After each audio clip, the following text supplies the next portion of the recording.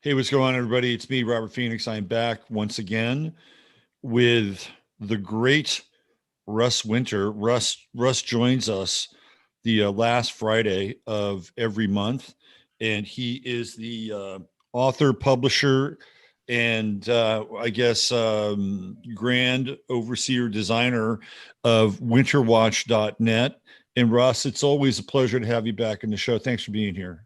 Yeah, this earlier this week when we were talking about possible topics for the show, I've gotten pretty lathered up to come on here tonight. So, well, it seems to be the topic du jour, and I think with a lot of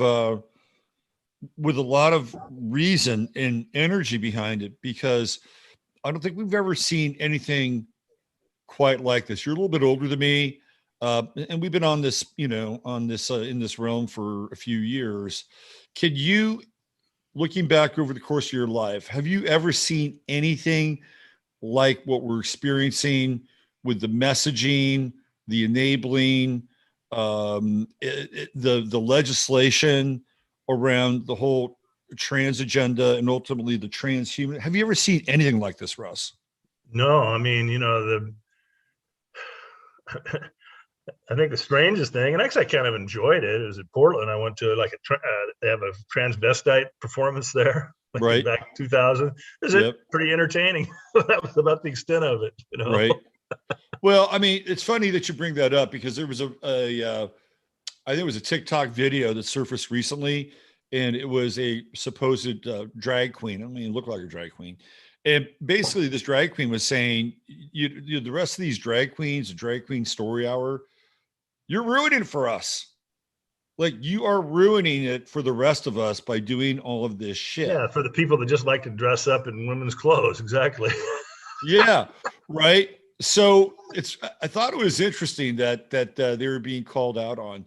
For me, when I was growing up, of course, there was the whole kind of gender bender thing with David Bowie, and T-Rex and the New York Dolls and all that stuff, right? I mean, I listened to that music. A lot of the music I thought was really cool. It was outsider. It was interesting. And then that kind of faded away. Mark Bolan died. David Bowie killed Ziggy Stardust. And this whole kind of unisex program, which I do believe came out of Tavistock, by the way, that Tavistock was driving this unisex gender bender thing. I talked about this before, and how David Bowie, when he was very young, I think he might have been no more than 16 years old, winds up on the BBC, and he's the leader of a group with, I think they're called the Young Men for the Prevention of Cruelty for Young Men That Wear Long Hair. I mean, some ridiculous name, right? And all of a sudden, there's David Bowie. He doesn't even have a record contract. He was David Jones, and they all have long hair, and they're on the BBC, and they're making a case for why their hair should be long. And by today's standards, it's not long at all. But why their hair should be long, and why they should not be harassed for this. Right. So I think that this is a huge agenda, and Tavistock, and you talk about it in your pieces here on Kinsey and money, which we're going to get into. You talk about people like Theo Adorno and, some Tavistockian characters. So let's get into this. Well, my theory that I've been posing a lot, I'm really hitting it harder and harder and harder, is this turtle on the fence post theory that I have. And that's basically the old Kansanism of why is that turtle over there on the fence post? Well, somebody put it there, right? And then coupled with that is the idea of what I call sub-zeros and the cactostocracy. And so the thing that's been put on the fence, the turtle that's been put on the fence post, is the lowest of the low, the lowest common denominator. And that's really what we're talking about here. And where do these people come from? And so I'm looking more and more at that. The John Money is a real interesting case. He's born in 1921, so to 2006. So he's a couple generations back. But he's one of the chief poster boys and heroes of the transgender movement. And he's not even a physician. So he gets a psychology degree, kind of a mediocre student. and then somehow wormed his way into the prestigious endocrinology unit at Johns Hopkins University. So there you are. There's your turtle on the fence post. How the hell does that even happen? Right. How does a guy like this get placed? And then you start looking into his background, and we can kind of get into what he did. But let me flip down to his background a little bit.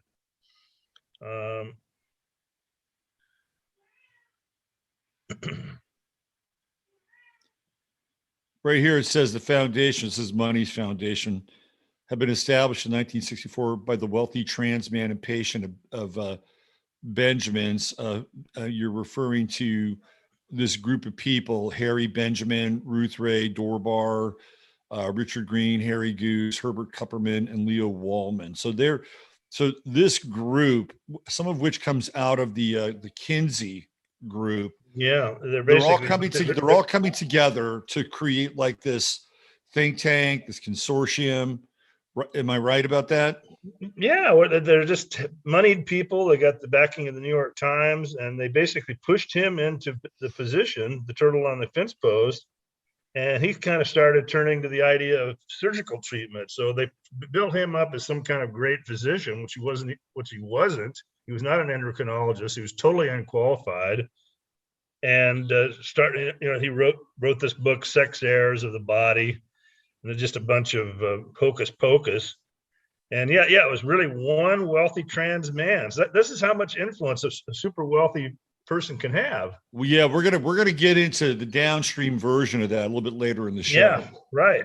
Yeah. Exactly. Which is the Pritzkers, and we'll talk about Martine Rothblatt as well.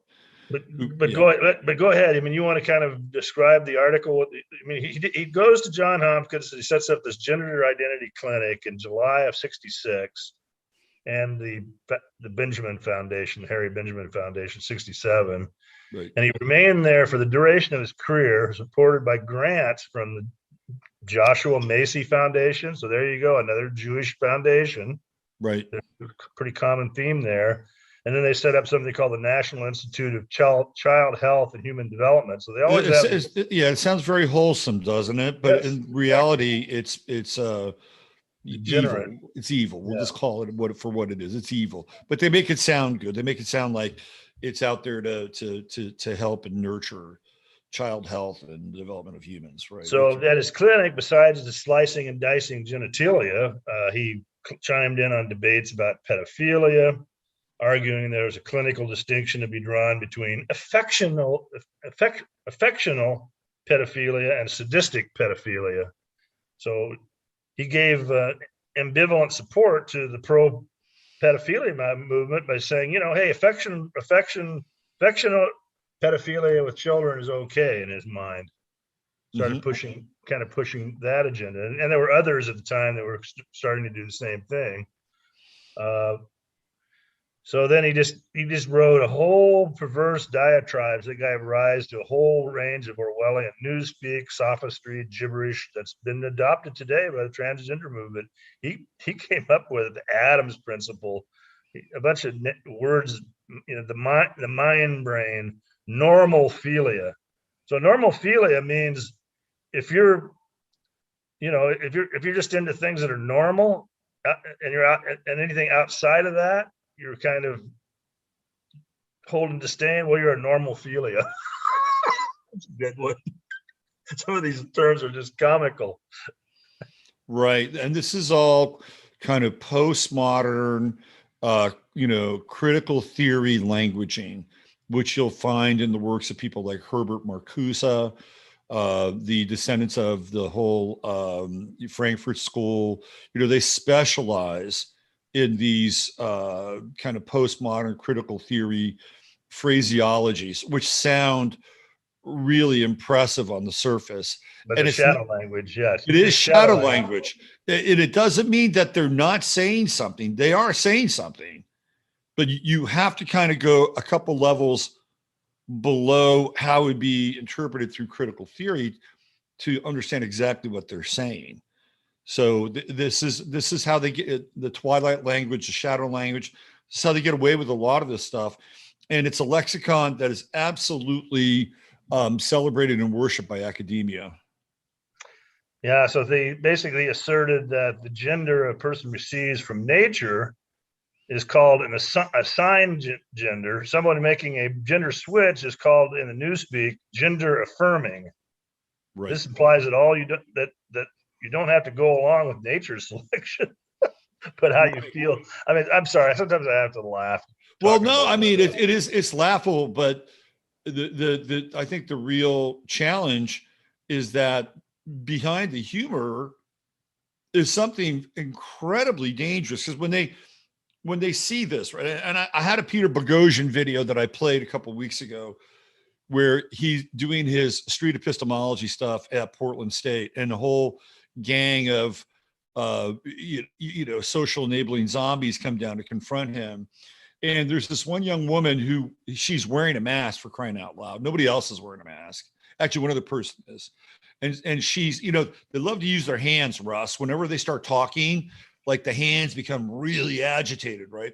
And she was schooling this guy. Now, Peter Boghossian's a PhD. He's like an expert in the Socratic principle, and he's able to argue and debate. And he also is a bona fide expert on gender studies as well. So she's lecturing this guy, and she's basically saying, just because somebody assigned a gender to you when you were born doesn't mean you're that gender. And she was really just totally ignoring the concept that there's 6,500 genes that go into your sex.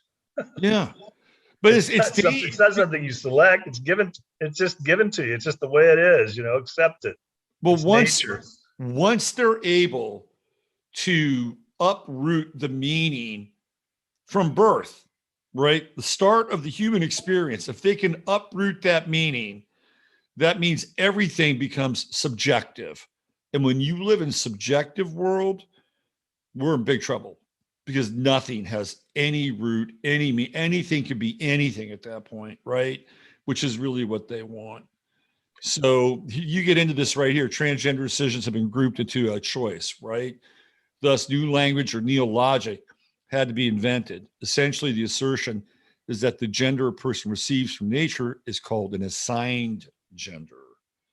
Someone making a gender switch is called, by the newspeak, gender affirming. It's exactly what you were talking about here in this paragraph. This all implies you don't have to go along with nature's selection, but with how you feel at a given point in time. There's the subjective reality that we're talking about. Well, there's a very, very tiny group of people that are probably neither female or male.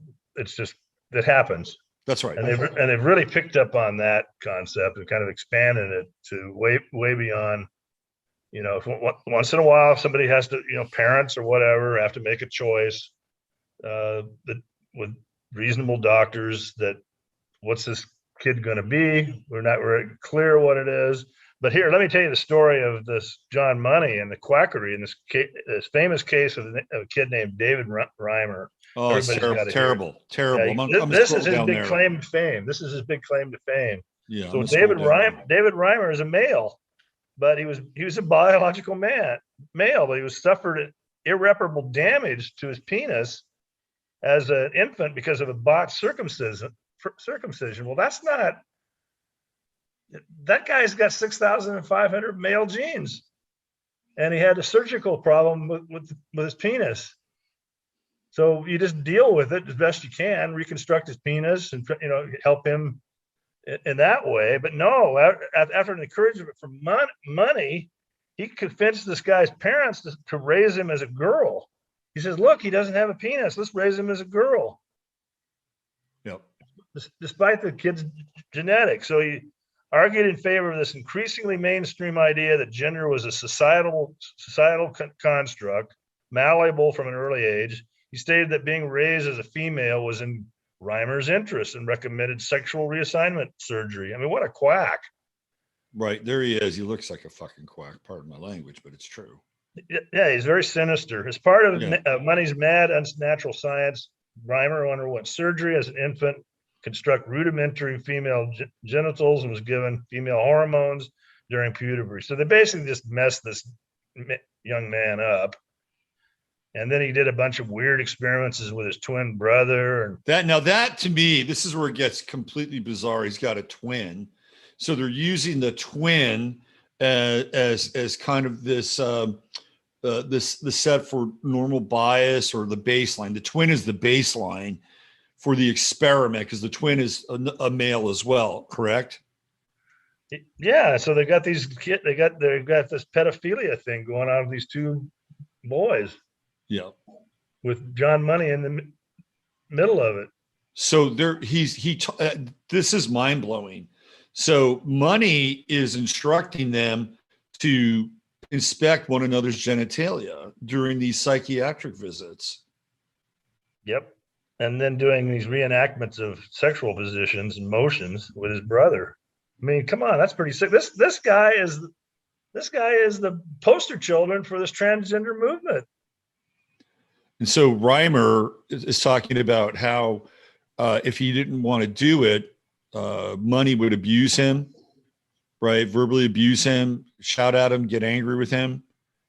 And so, man, this is terrible. He was photographing this stuff for what?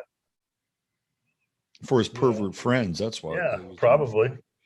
And they're probably selling him for big money, by the way, pun not intended. So at 13, I guess Reimer threatens to commit suicide.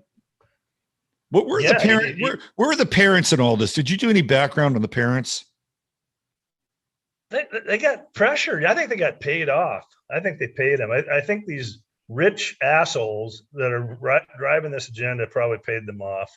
That's my theory on the parents. And people can be bought. You know, they'll sell their kids into slavery. Yeah, Kathy O'Brien. She's the poster girl for that.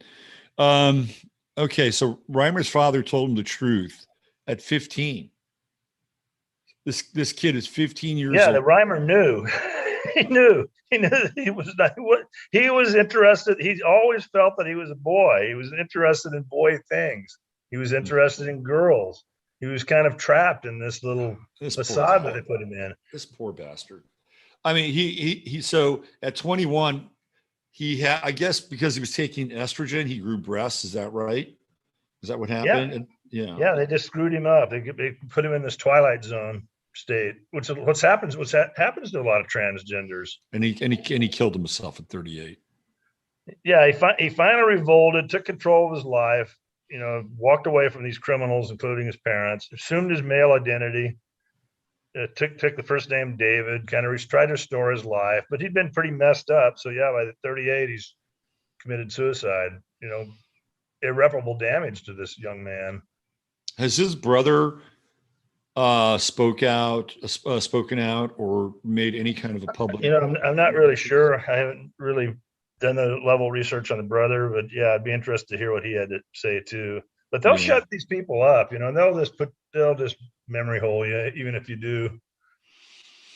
Yeah, we see that happen all the time. So it says the Guardian notes the results of many gender reassignment studies are unsound because researchers lost track of more than half of the participants. Well, they probably died, or they were probably so clinically depressed, or not even clinically depressed, just depressed, that they removed themselves from society because of the horrific nature of these. Yeah, there's a very high dropout rate. Reflects the high level of dissatisfaction and suicide among post-operative transsexuals. Yep, there you go. So they're not really very happy people.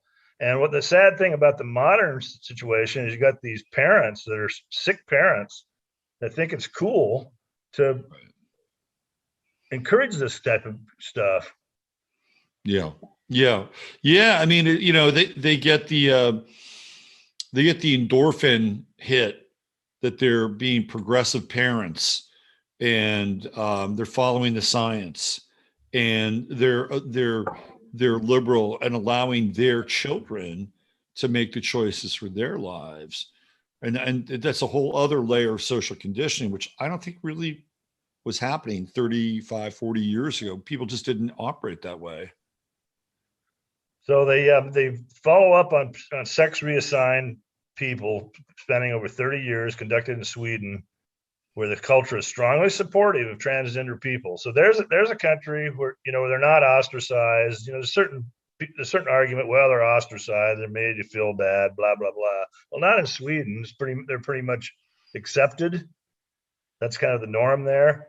And they documented lifelong mental unrest. 10 to 15 years after surgery, the suicide rate of those who'd undergone sex reassignments was 20 times that of comparable peers. Cardiovascular disease increased 2 to 2.5 times as well. Mortality from this patient population did not even become apparent until after about a decade. The risk for psychiatric hospitalization was 2.8 times higher than controls. And even after adjustment for prior psychiatric disease, what a total fraud. There's a real good speech that I have at the bottom of this article, The Terrible Fraud of Transgender Medicine. Mm-hmm. We'll get down there. I forget the name of the guy. So this guy's name is Dr. Hyde. It's like a combination of Dr. Jekyll and Mr. Hyde. He's like Dr. Hyde. Man, it's weird. Even the name John Money is weird because John is somebody that hires a prostitute, right? That's what a John is, and they have to pay for it with the money. So even the name is just absolutely bizarre. I mean, we're starting to see now some of the casualties. I read a series of tweets from somebody who was 35 years old who talked about, his botched experience as, being gender reassigned. It's horrific. It's absolutely horrific. And these people are living a nightmare, and they're convinced at a fairly early age that this is going to, cure all of their problems and help them deal with their identity issues, which most people go through in their teens anyway. So you're taking hormones, you're changing your organs. I mean, come on. Yeah. How could there not be problems with that? Yeah, no, it's tough enough maintaining good health and being a norm. There's that word, normophilia, a normal person. Right. Normophilia. Transphobia. So you go from John Money here into Bruce Jenner. Do you want to kind of transition into the Jenner thing? I think Bruce Jenner is a hoax. I know that might surprise a lot of people, but we can kind of go to that article. But before we do, this thing with Sweden is interesting.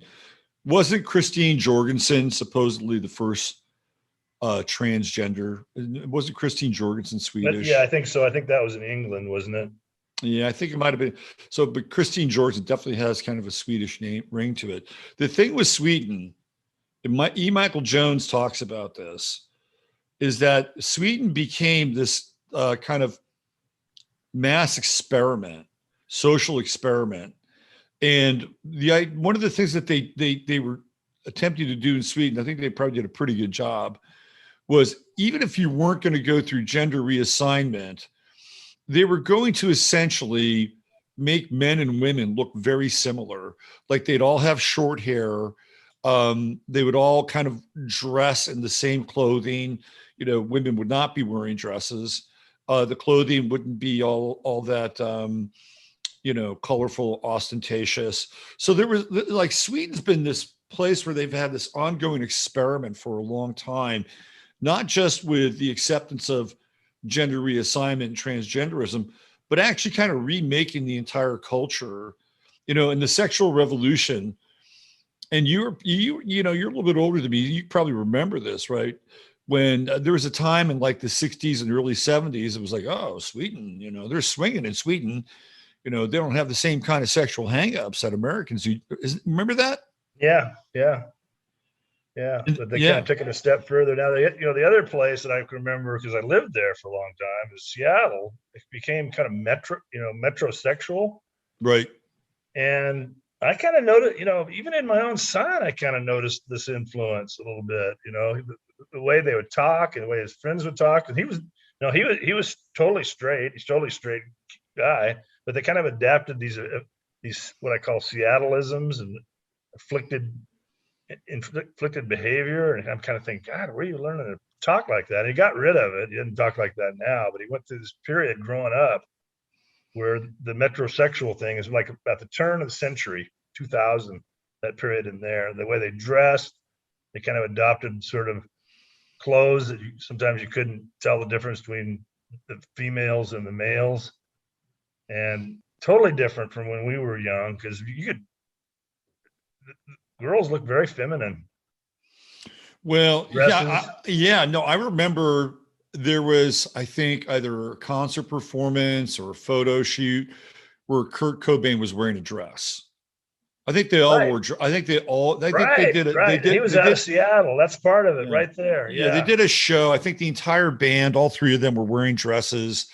Chris Novoselic, who's about 6'7", the bass player, had his hair in pigtails. So I think that was part of the program. There's a video at the end, the terrible fraud of transgender medicine. Let me pull this up here for people. Is this a video? I mean, obviously you put it in the piece, so you would recommend it. Is this something that you would send people to get a? Yeah, that's real good. Yeah. So I'll put a link to this. He kind of really rips into John Money in particular. Yeah. So James Lindsay, who does absolutely great work. See, all these things are kind of converging now. Like James Lindsay has been deconstructing John Money. He's been deconstructing Alfred Kinsey, who we'll talk about here in a minute. And then the third one who really comes into play here is somebody by the name of Gail Rubin. Do you know about Gail Rubin at all? No. So Gail Rubin is she's lesbian. She starts out as kind of a sex positive feminist, and she becomes enamored with the San Francisco gay male leather scene and starts to hang out with them and does almost like an anthropological paper on the hardcore San Francisco gay male leather scene, and eventually kind of molds herself into almost the personification of that. And Gail Rubin is a big player in all of this in terms of the psychology and the ideology. She's considered kind of a legacy person from John Money, but coming at it from the sex positive LGBTQ plus AI world. And she is contemporary. She's still around. She's 66 years old. So, and when you get into Gail Rubin, there's this crossover between this world that we're talking about and education. And that's where James Lindsay, and I got to tell you, I listened to probably about two hours of James Lindsay's riff on Gail Rubin. I started to get sick. I mean, I was having a visceral reaction in my stomach with this whole thing. So this is like just incredibly creepy territory. Well, the guy that was really creepy was Alfred Kinsey, and we should kind of go into his activities. Let's go there. Let's get into Kinsey. It's really important to understand who these people are, because that guy had a best-selling book. Yeah. It was heavily promoted by the New York Slimes. The same cultural, I don't know what you want to call them, influencers. Yeah. Gatekeepers. So again, he just comes out of nowhere. Turtle out of fence post. Trying to go to the article here. Yeah, I have it up on the share screen. So 1894. So this is older stuff. This is when this stuff really gets established. To 1956, and he was a psychopath, and he had the support of the Rockefeller Foundation, and they gave him a position at Indiana University for sexual research. And his scientific research would never have been published if it wasn't for the strong support by the New York Times, and particularly the Jewish owner of the New York Times, Arthur Sulzberger. And so he was a bisexual pedophile, and he was put forward in the movie. You want to talk a little bit about the movie, how they portrayed him? Kind of intertwine this. So full disclosure, I have not seen the movie because I'm not interested in the subject matter. But what I do know is that the actor that played Kinsey is Liam Neeson. And here we get into, and we'll touch on this when we get to Matt McConaughey and Brad Pitt. is that Liam Neeson seems to be the only white male character that is allowed to still be an action kind of figure, right? Like he has those films where he has to rescue his daughter, you know, sort of like a slight spinoff on the Bruce Willis films where he has to rescue his wife. Similar theme. So when you think of Liam Neeson, you think of somebody who's strong, somebody who's tough, somebody who, you know, portrays sort of the, you know, the last white male American hero. And then they cast him as Alfred Kinsey. So we're mindfuck territory here. And people don't understand how motion pictures and cinema set us up in a lot of ways, right? So there's, you know, we call this cognitive dissonance because most people would know Liam Neeson as being something other than this guy. And they're able to sell this guy because of Liam Neeson's stature and character portrayal. Yeah. In the movie, what they did is they kind of portrayed Kinsey as being opposed by do-gooders, you know, hyper religious people. That was the big opposition to Kinsey. And certainly there was some of that. And it kind of portrayed Liam Neeson as this heroic figure that kind of saw, you know, battled through that. Well, stood up against it, right? Stood up against it. But that's not the story of Alfred Kinsey. He was a fraudulent researcher.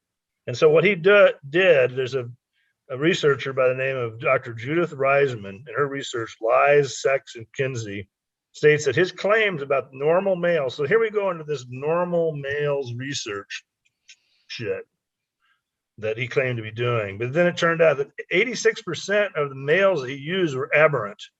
You know, he had 200 sexual psychopaths, 1,400 sex offenders from prisons, hundreds of each of prisoners, male prostitutes, promiscuous homosexuals. He solicited and encouraged pedophiles at home and abroad to sexually violate 317 to 2,000 infants and children for his alleged data on normal child sexuality. And then they basically closed all the files. So they're at the University of Indiana or Indiana University right now, all this alleged research, but they won't let you examine it. They won't allow any kind of peer review of this fraudulent research he did. Well, that's because he made it up, or he would find super unusual subjects like this Rex King, you know, Mr. Green. He had these pedo diaries that he studied. So he encouraged Mr. Green to reveal his 800 accounts of child rape, which he put in a diary that was part of Kinsey's study. So that's what he was really doing. He was kind of encouraging some rapists, including a serial killer and Fritz von Bolselic and Bolsek, right? Okay. So all this research is locked up and is not available for certainty. So that there's a reason for that, because it's one of the greatest hoaxes of the 20th century. And he took that research to try to normalize sexual behaviors. This is how normal people behave. He, right. You know, he made claims like that if he said he concocted research comprised of lies that claimed that 95% of American males had violated sex laws seriously enough to be put into jail. Now, come on. 85% had experienced premarital sex. 69% had used prostitutes. 45% were adulterers. And as high as 37% had experienced orgasm as a homosexual act. And 17% had sex with an animal. That's pretty far-fetched, pretty exaggerated. I mean, just the numbers itself tell you he's lying. Yeah. It's and if you look at his control group, well, maybe his control group is closer to those numbers. Well, the control group were these freaks and all these people in prisons and stuff that he exactly right. There's this cross-section control group, and maybe those numbers are closer to the truth with them. But now, the movie got into a little of that. It kind of gave you a little bit of a hint that he was coming across these really strange people to do his research with, but it did not explore the intellectual honesty of his research at all. And that's the big story here. Right. And BBC did an amazing documentary, if you want to read it. It's It's hard to find, but I have it in my article. I believe Is I it do. this right here? The Secret History of Kinsey. Oh my God, that is Profile? really a great. That is really a Okay, great so we'll leave a documentary, link to that, and and we'll still up leave, on YouTube. and Amazing. we'll leave a link to the other video which talks about John Money's degraded principles. So I'll make sure that those links are Now, available. BBC was going to show it in the United States, but the powers to be nixed the idea. Never let it be shown in the United States. It was shown in Britain, and as of this moment, still up on YouTube. So you know what happens on YouTube, folks. So if you want to see this, I'd scramble over there and watch it. It'll really blow your mind. Yeah, and there are ways also to preserve some of these videos. So for instance, if you wanted to do, there's still a couple of online YouTube download websites where you could put in the URL for the particular video. You can download it on your computer, and you can start a personal account on Rumble, which is a lot easier to use than BitChute. But if you wanted to archive these videos, even if you for your own personal use, you can do that. It's not impossible. And you might be doing the rest of us a service by doing that. I do that every now and then. I'll find something that I think might go away, and I'll download it and put it up on one of these other services. So But anyway, as the movie kind of hints, this data was put forth as representative of a normal population and used as the basis for rewriting American sexual laws and really liberalizing, if that's the word for it. I would say degenerating. So there's a pattern here, which when we go further downstream, it'll be the same pattern, because Yeah. what they do is they create the outcome that they want, right? Yep. They're gonna create the outcome that they want, and it's gotten even more sophisticated. They hire these researchers, they pay the researchers, they pare down the parameters and say, this is the outcome that we want. They get the outcome. And then once they get, I mean, they do the same thing with drug trials, right? It's the same thing. And then once they get the outcome that they want, they begin to move towards normalization with it. Yeah, I mean they'll rape children and claim that they actually enjoyed the experience, and that's evidence of child sexuality, and all kinds of weird stuff, and commonly quote child data. The pedophile community quotes a lot of Kinsey's research. Sure. To prove that children's need for homosexual or heterosexual or bisexual satisfaction via safe sex education. Right. And then he got the guys that working for him with a bunch of degenerates too. And to work on the Kinsey Institutes, you had to participate in wife swapping, group sex, sadomasochism. Participation was mandatory for the Kinsey Institute staff and spouses. And in the movie, they got into a little conflict there too. They just touched on it. Just touched on it a little bit. It's kind of like a little recognition. You know what this reminds me of? This reminds me of the Sabatini and Frankus stuff that you and I talked about. No, that's who hired him. Right. I mean, but if you go back and you look at what Jacob Frank and his followers were doing, it's like, it's right there. It's exactly what they were doing. You and I talked about this. Yeah, he would use this behavior for blackmailing his employees, or defend himself against anybody who might reveal some of his true agenda and what was really going on. He was inflamed with hatred for traditional morality. He was just an extreme, what I call pervert justice warrior par excellence. PJ Proved through the scientific studies that most men have raped women or children. That women were almost equally depraved and highly prone to illegal abortion. And pushing all this stuff through in a lot of ways has changed society in that direction. Absolutely. If you started doing these studies, there could probably going to be some pretty crazy outcomes. Well, I think you're right. It's almost like writing it into existence in some ways. I mean, it's more complex than that. There are a lot of other factors involved here, but this is a big one. This is kind of like a major plank. The other one, I think, is the creation of the birth control pill, which a lot of people really underestimate. as to how it impacted our society and our sexual mores. It's a big one, the birth control pill. Yeah, definitely. And then abortion too. Yeah. Oh, by the way, Roe v. Wade overturned today. Yeah. It Well, happened. look for the weatherman to be out there now. Yeah, it's going to be a long night in America tonight. So if you're living in the city somewhere, you keep your head on a swivel. You got to practice some situational awareness. And I don't think it's going to be quite like the George Floyd riots. I don't think it'll be weatherman activity, bombs going off in some of these institutions that help pregnant women. You know, that's already been happening. That's been going on over the last month. But that'll accelerate now. So anyway, I think that pretty much. Oh yeah. Here's a little more on Kinsey. He was hooked up with Dr. Ewan Cameron, the infamous CIA funded mind. That is a big connection because Cameron is really one of the godfathers of MK Ultra, split personalities, and of course his technique known as psychic driving. And the head of the American Psychiatric Institute, so a huge amount of power. And there you go. It's just the same. I mean, I guess he was kind of a talented individual. What he did was just destroying people's brains. But yeah, who Cameron? Absolutely. Yeah.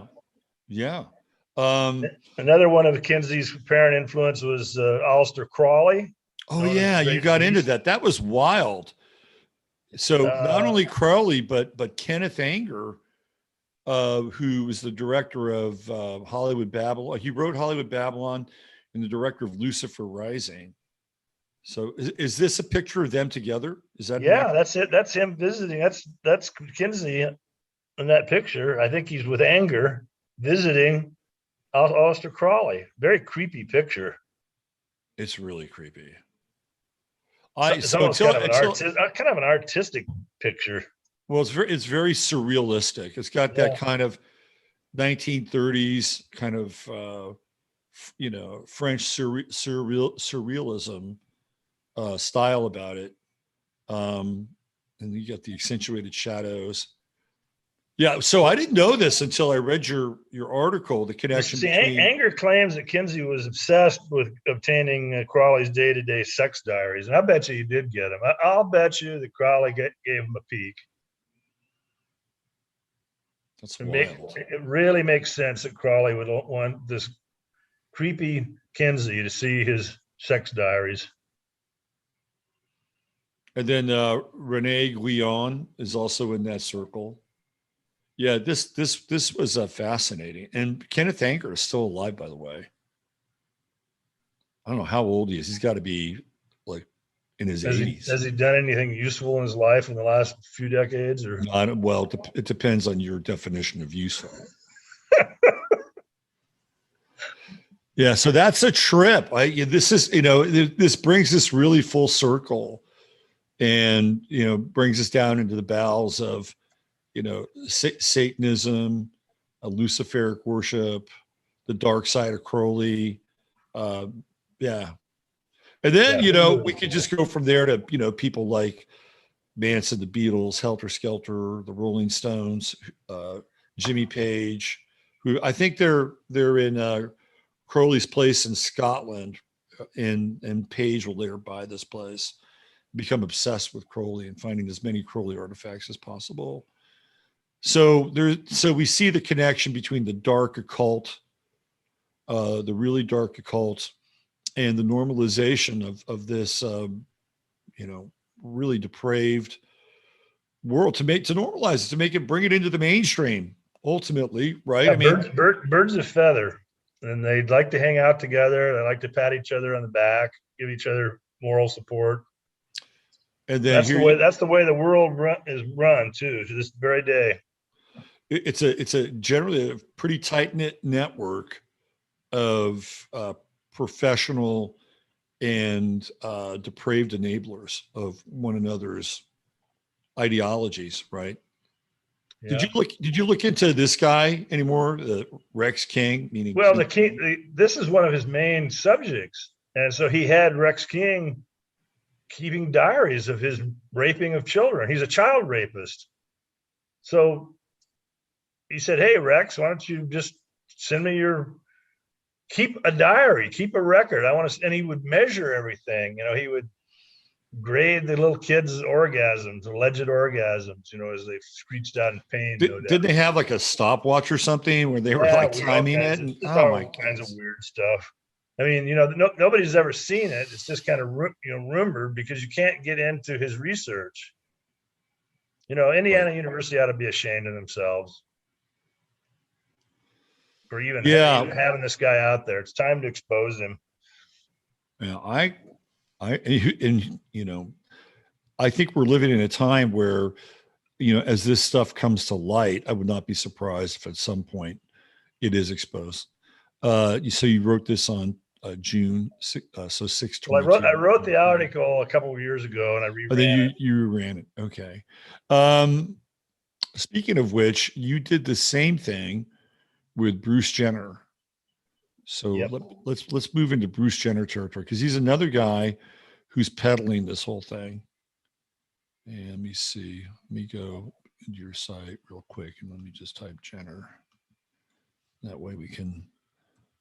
This is an amazing website. Jenner is he's never clear on what he's done. He's a con man.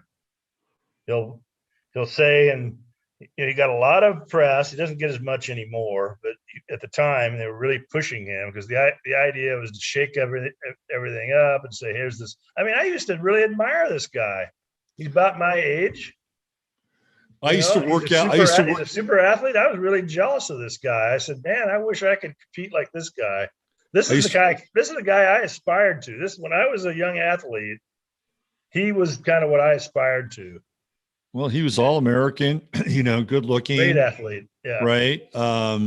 He worked out at the same YMCA that I worked out. So I was in high school. I think it was around maybe a freshman or sophomore in high school. And that's where he worked out. I mean, the Olympic training in the gyms back then were not what they are today. Like, they didn't have personal trainers and these really fancy gyms. The guy worked out at the YMCA. So he's a decathlon athlete. So the thing is, for me personally, it's like a real affront to me personally to claim that this guy wants to be a woman. Come on, give me a fucking break.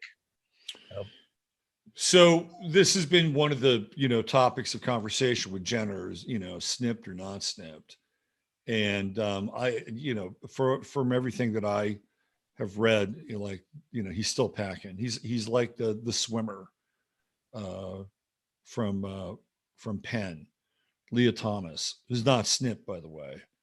He's just transvestite. He just dresses up as a woman. That's all he is. Exactly. Yeah. That's not quite the same. He said, first he says that September 2019, he updated. He says, "I didn't cut it off. I just retired it." What does that mean? What does that even mean? In other words, he's not using it as dick anymore? I don't think that's the case. What does he mean to just retired it? I didn't cut it off. I just retired it. Here he is as the heroic all-American, right? This is the other thing too, that Bruce Jenner is an all-American. I mean, Wheaties box guy, right? TV guy. It's an insult to masculinity. It's a complete insult. Think about it. Think of the psychological impact that this has. This really pissed me off. I got to be honest, because I'm of the same generation. I kind of admired this guy, and they're pulling this guy, these hoaxes with this guy. So right here, it's claiming he wants to be a woman. It's like, here's the pole vault, right? He's wrestling with the pole vault, and he's thinking, "I'm going to retire you son of a bitch." Right there. This guy is blessed with one of the greatest athletic bodies, male bodies of all time. And he wants to be a woman. Just think about that. Roll that over in your mind. So there's some high strange believe it or not, more high strange with Bruce Jenner. Bruce Jenner was raised in Sandy Hook. Okay. Really? That's one of these things that people like don't fully grasp, that, the one of the big psyops of the 21st century was home to Bruce Jenner. The other thing, and this is where I think they get people, Russ, is trauma. Because Bruce Jenner I think he bought like a Ferrari after he got like the Wheaties deal and all that stuff. And he let his younger brother drive it. And his younger brother crashed his Ferrari and killed him. He died. So Bruce Jenner like has that floating around in his background. The thing that's the symbol of his success, which is this fast car he lets his younger brother drive, who can't handle it and becomes a vehicle for his death. So I think sometimes these things play a role in how malleable people can become. Like, how does he really feel about that? How did that event like shape his own desire to like end his own identity, for lack of a better term? What are your thoughts on that? I just think, here's Kim Kardashian, who knew him, obviously. Yeah. Apparently she didn't get the memo because she admitted she was shocked when she read the book, because for her, the contents weren't true and didn't really make sense. So there's an insider in the Kardashian family calling bullshit on this. And that's not just Russ Winter. There's that's pretty strange that somebody like even Kim Kardashian would tell the truth. This is what you're talking about right here. Yeah, the whole thing with his relationship with Kris Kardashian was really weird. I mean, that whole sideshow, that whole circus is just completely bizarre. I remember when I started to like look into the Kardashians, and all of a sudden there's Bruce Jenner. I'm like, how did he get there? Yeah, really. Because that's just showbiz. It's basically psyops and showbiz. And the other interesting thing is when you look at this, kind of is a bit of a Venn diagram in your world. The Kardashian girls were on a big time roll dating all these NBA guys, and almost to a T, their careers were ruined. I mean, I could just go down the list. Lamar Odom, right? The Laker. Yeah. He winds up with Chloe, and then he goes nuts, gets put into a medically induced coma. I mean, he's probably the most extreme version of it. Rashard McCants, who was a pretty good player out of North Carolina, and he starts dating a Kardashian, and his career is over in about 2 years. And then I guess at the top of the food chain, you've got Bruce Jenner, who's the husband of Kris. And look what happens to him. So the Kardashian family has this, ability to essentially ruin men for all time. The only one that seemed to get through was Tristan Thompson, who's still in the league. And by the way, the Kardashians, somebody pointed this out to me. It's like they were on this big run with dating black NBA players. That's over now. They're all dating white guys now, which is really weird. It's like they've got this bizarre alchemy, except for the mother, who is supposedly with this guy who is a talent scout or whatever, who happens to be black and about 30 years her junior. Well, the father too that was involved with O.J. Simpson is. Oh yeah, he's a sketchy character. He's a sketchy character. Bobby Kardashian. Did you ever see the documentary about the suitcase? No. Oh, so there's a great documentary out there where Bobby Kardashian is tasked with picking up the suitcase that has all of OJ's bloody clothes in it. And they actually have film footage of this thing where the suitcase is put on the curb, that OJ had communicated to Bobby Kardashian that you need to get this suitcase. And you can actually see him pick this suitcase up and then take it away. So everything that was incriminating was in that suitcase. And Bobby Kardashian is he's the cleaner, right, for that. So, and then there's the whole weird thing with OJ and Chris, and Chloe maybe being his daughter. You know, it's just, Well, OJ, I did a post on OJ. I'll just send it to you because we can just go on all night on some of the stuff. But yeah. It's called "Factoring Serial Killer Glenn Rogers into the O.J. Simpson Murder Case," February 11, 2022. It's an alternative theory involving the murder of Nicole Simpson, Right. and Goldman. And what happened is that O.J. got kind of hooked up with this Glenn Rogers guy as kind of a sidekick. Yep. Kind of because he liked tough guys. He liked guys that were kind of enforcers. Yep. And somehow Glenn Rogers ends up killing. They go over what really happened is Glenn Rogers, who's a serial killer, he would just kill people on a drop of a hat. Just the wrong guy to get involved with this little quarrel that he had going on with his ex-wife. Mm-hmm. And apparently he felt that they'd stolen something for him, so he's going to take Glenn Rogers over there with him and enter the house and recover some property or something he'd given. I kind of forget the details. He'd given Nicole. They go over there, and just so happens Ron Goldman's there. And Ron Goldman was actually kind of a trained martial art guy. And Glenn Rogers ended up killing him, knifing him, stabbing him to death. And then OJ took off. He did a bit disappearing act when he realized what Glenn Rogers had done. And then waited around and finished off Nicole Simpson. His murders were committed by Rogers, but OJ would have been implicated because he introduced Glenn Rogers to the situation. Right. So maybe even perhaps OJ trying to clean the crime scene with the bloody clothes, right? Mm-hmm. Whatever they were, maybe he's over there, maybe he's trying to clean it up. He gets bloody, whatever that is. Whatever's in that suitcase is connected to what happened in Nicole's place. And Bobby Kardashian is tasked with picking that suitcase up. Like, yeah, the whole story isn't quite the way it's been presented. Because he's not doing that for, some mystery documentary, unsolved mystery documentary of the future. He's doing it for a specific reason.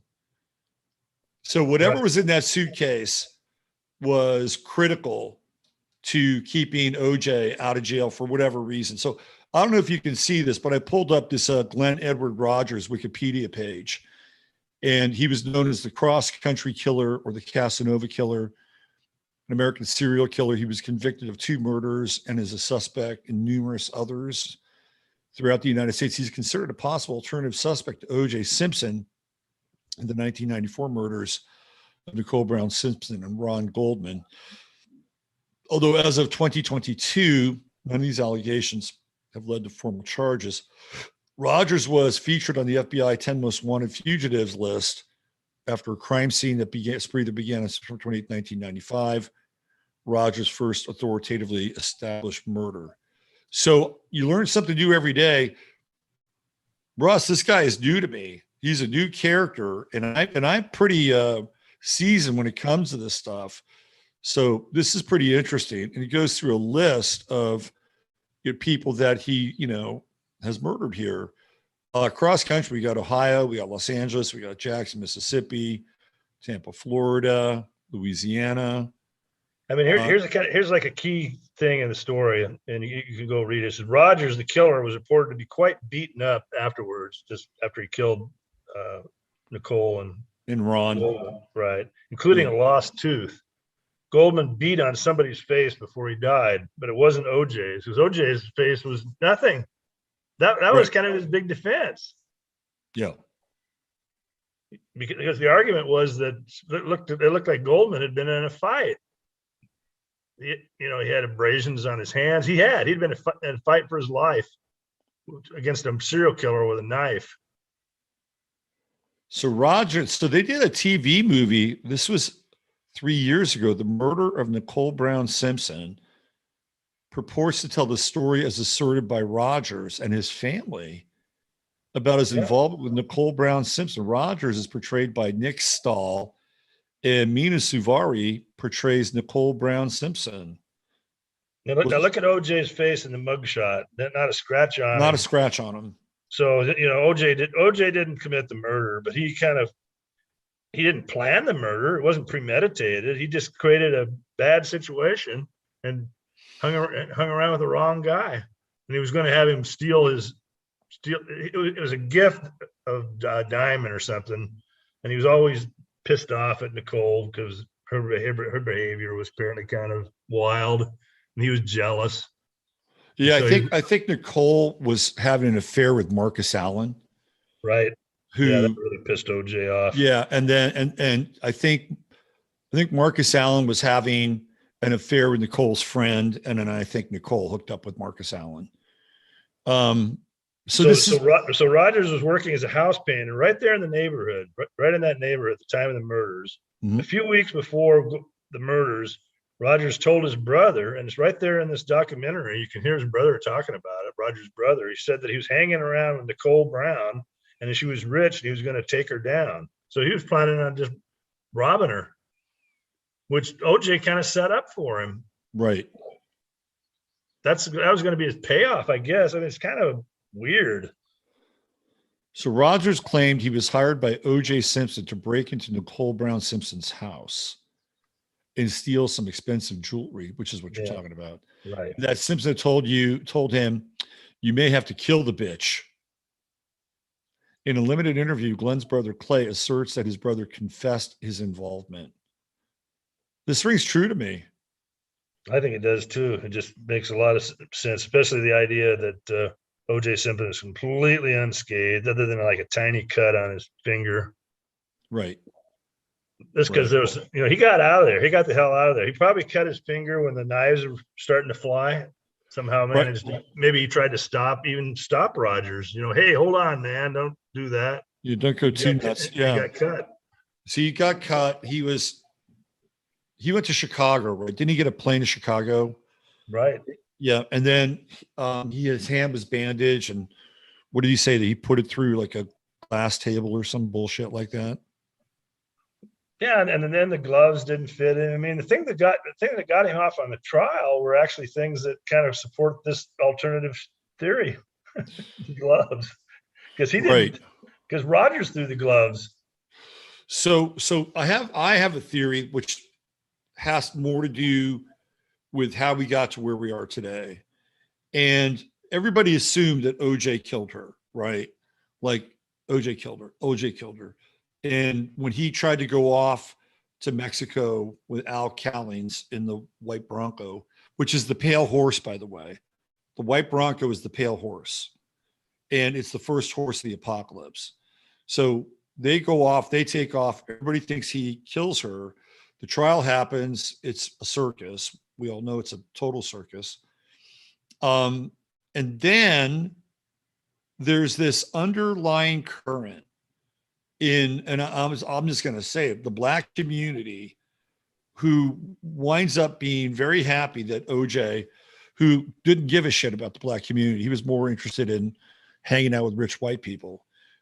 They're actually like happy he gets off, right? Finally, after all these years, where a lot of the people in our community are unjustly jailed and prosecuted, which there is some truth to that, by the way.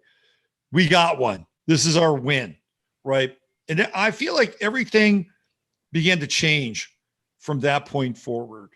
And whether or not he actually did the murder, the perception is that he did do the murder.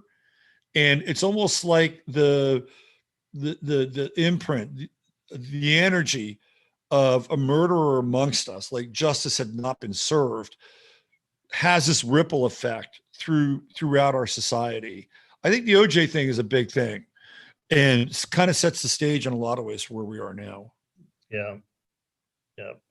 That's interesting. I think, I've gone down a lot of these rabbit holes, and I just learned something today. So thanks for bringing that to the table, Russ. Really interesting stuff. But it all kind of stemmed from the Kardashians, who always seem to be involved in a lot of sketchy stuff. They are, man. They are. And the most recent thing is, I guess, Kim Kardashian has been trying to channel Marilyn Monroe. Like, she's been going to trance mediums, and she wore the Marilyn Monroe dress, and her big ass started to bust the dress open. Apparently the Kardashian girls had their butt implants removed. So there's something weird going on, right? They removed the butt implants. They stopped dating black NBA players. They all started dating white guys. But why are they so notorious? Who put them on the fence post? What do you know about that? Well, I think it's Chris. I mean, to me, Chris is a witch. Chris is a witch. And is there somebody behind her? I mean, somebody's pushing her into the limelight and giving her all this. You know, I don't know, because she's always got this kind of rotating cast of characters in her life. Like, you can't really look to, you know, people that she's really involved with romantically. Like the latest guy she's with is some dude who is like a manager for this guy, Scooter Braun, who signed Justin Bieber and you know, a number of other, you know, pop stars. I can't really find like the puppet master behind Kris Kardashian, but she does seem to be the focal point of the coven, because I do think the Kardashians are a coven. And I mean, just look at the influence. You know, you've got, you know, Bruce Jenner's daughter having a baby with Travis Scott. And, you know, we have the whole Astroworld thing in Houston, and Travis Scott has never really had the answer for that. Right. Oh, that's right. She's involved with that guy. Oh, it's just amazing. Yeah. So the Kardashians are kind of like, I kind of ignore them because they kind of turn me off. So sometimes I kind of forget all these connections with the athletes and the. So they're going to have to like groom the next generation. They already did that with the Jenner girls, who apparently are like stupid rich.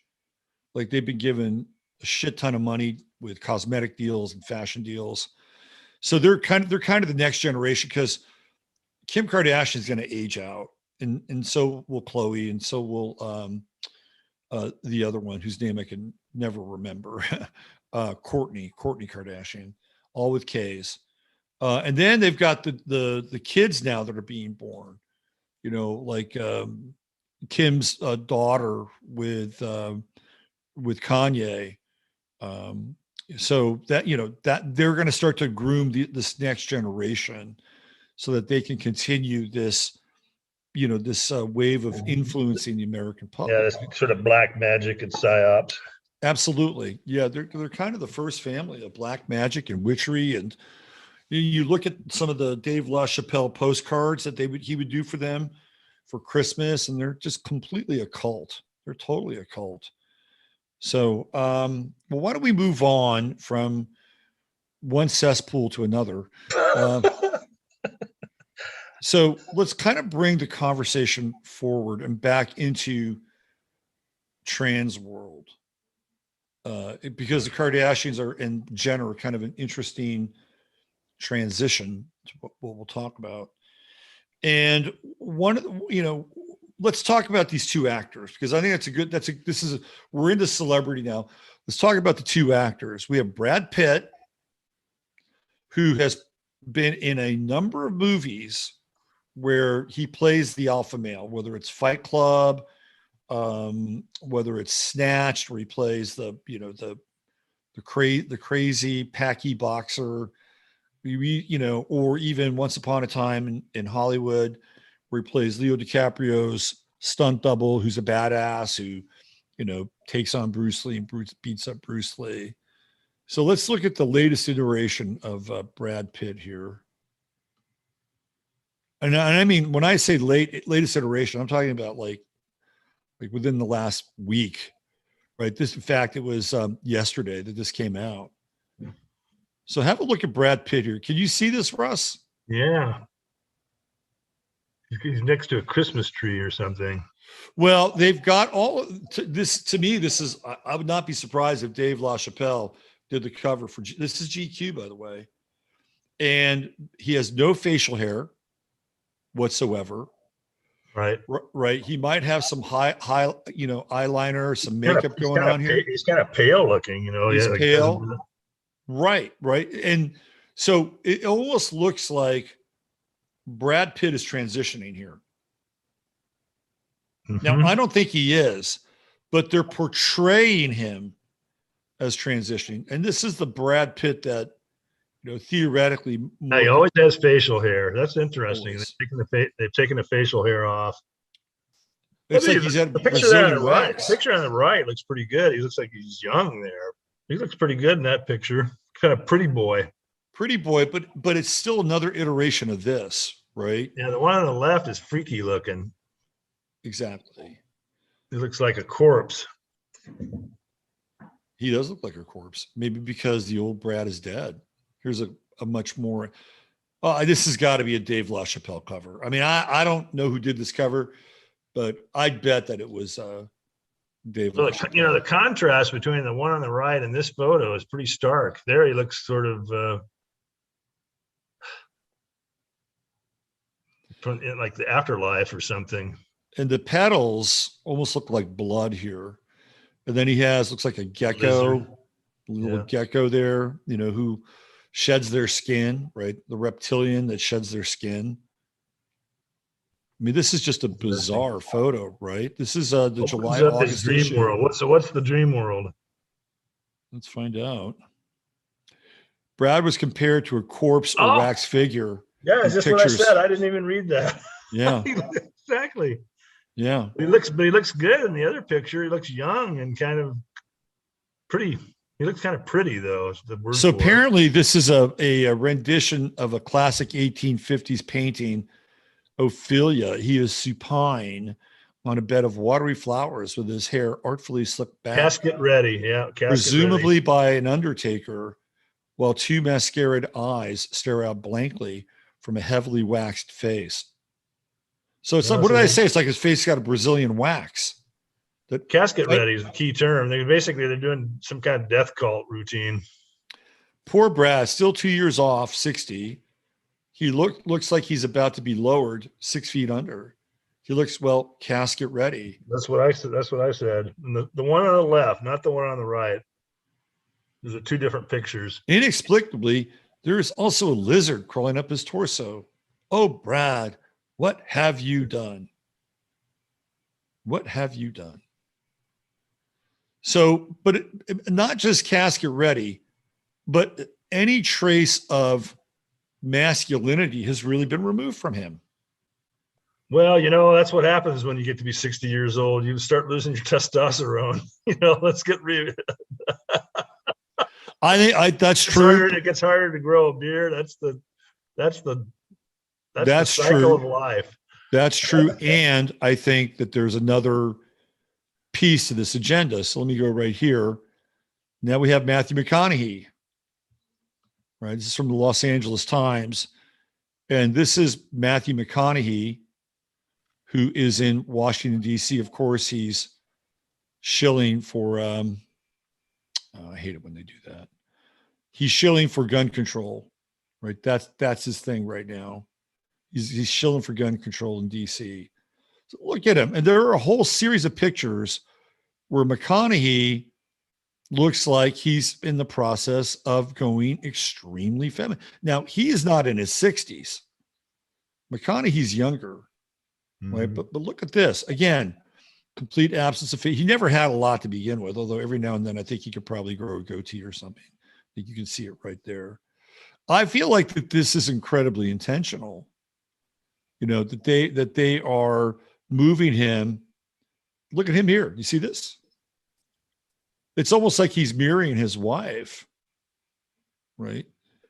That they're moving him into kind of this post-masculine identity.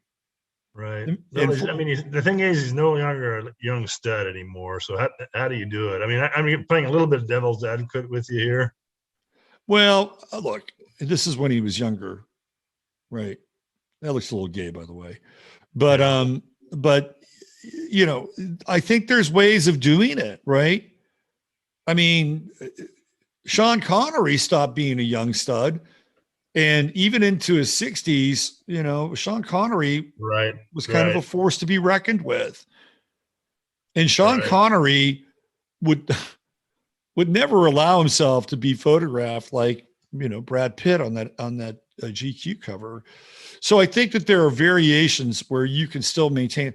Look, I'm 60 years old, and I know what you're saying about things not doing the same thing that they used to do when you're in your 30s, or even my facial hair. It's not as dark, it's not as thick. I get it, right? But I'm certainly not going to go. Well, I think they're definitely portraying less testosterone. No this route. I'm not going to go that route. Jesus, I'm like, is that the future that awaits me? I don't think so. He's younger than I am. It's kind of my future. It's kind of my old age. So I'm not going to go there, Russ. I think it's intentional. I think you're being your devil's advocacy is well taken, and I agree with you. I think with these figures that are figureheads, that it's intentional. Like it is greasing the wheels for social change. Yeah, let's see what they do next. Let's see how this transitions. That's the key. And let's see who else comes along and what they're. And if you get a bunch of these guys without any facial hair, looking like they're ready for the casket. Now I have to admit that the one of Pitt looks like a death cult. Looks death cultish. That's what I see there. Yeah. But again, you would think I'm just gonna kind of try to make my case, right, that his essence is masculine, right?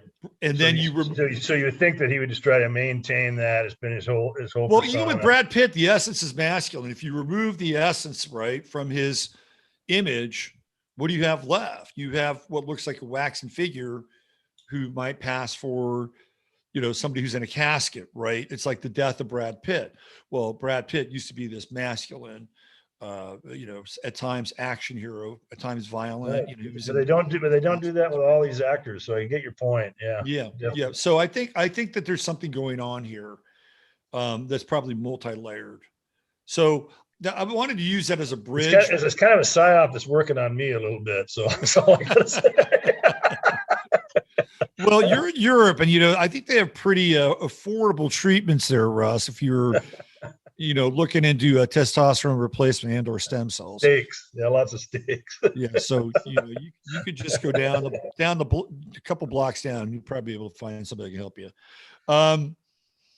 So I wanted to use that as kind of a transition because we were talking about Bruce Jenner and celebrity and all that stuff to get into the downstream of where we started. And the downstream of where we started, I'm going to jump right in with Martine Rothblatt, now known as Martin. Well, it's Martin, now known as Martine Rothblatt. And a lot of people may not know who he is, but this guy is a really important character in terms of shaping not just trans identity, but transhuman identity. And we could go into it. Of course, he's from Chicago. All the weirdos are, no. I know a lot of cool people from Chicago, but it's got a reputation, right? Born in Chicago, Illinois. He went to UCLA. Then he went to the Barts and London School of Medicine and Dentistry. And he's the chairwoman of United Therapeutics, which we'll get into. So he transitioned to a woman. Is that the story? That's right. So he started off, he was born in 1954 to a Jewish family, in Chicago, Illinois, to Rosa Lee and Hal Rothblatt. Hal was a dentist. They're calling her she now. Was raised in a suburb of San Diego, California. Rothblatt left college after 2 years, traveled throughout Europe, Turkey, Iran, Kenya, the Seychelles. It was at the NASA tracking station in the Seychelles during the summer of 1974 that she had her epiphany to unite the world via satellite communications. She then returned to the University of California, Los Angeles, graduating summa cum laude in communication studies in 1977 with a thesis on international broadcast satellites. As an undergraduate, she became a convert to Gerald K. O'Neill's High Frontier plan for space colonization. After analyzing his 1974 Physics Today cover story on the concept as a project for Professor Harlan Epps' topics in modern astronomy seminar, Rothblatt subsequently became a member of the L5 Society. The founder of the L5 Society was Timothy Leary, by the way. And in Southern California. Talk about turtle on a fence post. Look at how fast rising these people are. Yep. Yep. Everybody else has to struggle in life, and these people are just like, kind of reminds me a little bit of Elon Musk, actually. Well, I think Musk is the modern version of this. Leary had all those CIA connections when they were playing around with LSD. And he was a professor at Harvard because he had a doctorate, I think, in psychology. So yeah, he got accelerated very quick. Anyway, then he went on to the L5 Society. He's founded the L5 Society, the Organization for the Advancement of Space Industrialization, also known as OASIS. Okay. So the big thing here for Rothblatt is the creation of Sirius radio, like the whole idea of satellite radio. So Rothblatt was responsible for launching several communication satellite companies, including the first private international spacecom project, Pan Am Set, 1984, the first global satellite radio network, World Space, 1990, and the first non-geostationary satellite-to-car broadcasting system. Takes a lot of money to do that. Sirius satellite radio. Absolutely. A lot of capital to get something like that going. It was successful, but pretty speculative. And apparently there was a partnership with Al Haig there as well in 1997. She then successfully led the effort to get the U.S. Federal Communications Commission to allocate frequencies for airship-based internet services. As an attorney entrepreneur, Rothblatt was also responsible for leading the efforts to obtain approval via new international treaties, a satellite orbit spectrum. He gets involved with the Human Genome Project, Human Rights, United Nations, UNESCO. All right, so we're going to kind of move forward here. And now, but at that time, he's Martine Rothblatt. But then he's going to transition into Martine. In 2001, it says, like pretty late in life. That's right. So he's already got a family. He has a wife named Bina. He's got kids. And now he's going to flip the switch, right? Wow. So it gets very, very weird here. I mean, this guy is, he's building electric helicopters. I mean, he's kind of.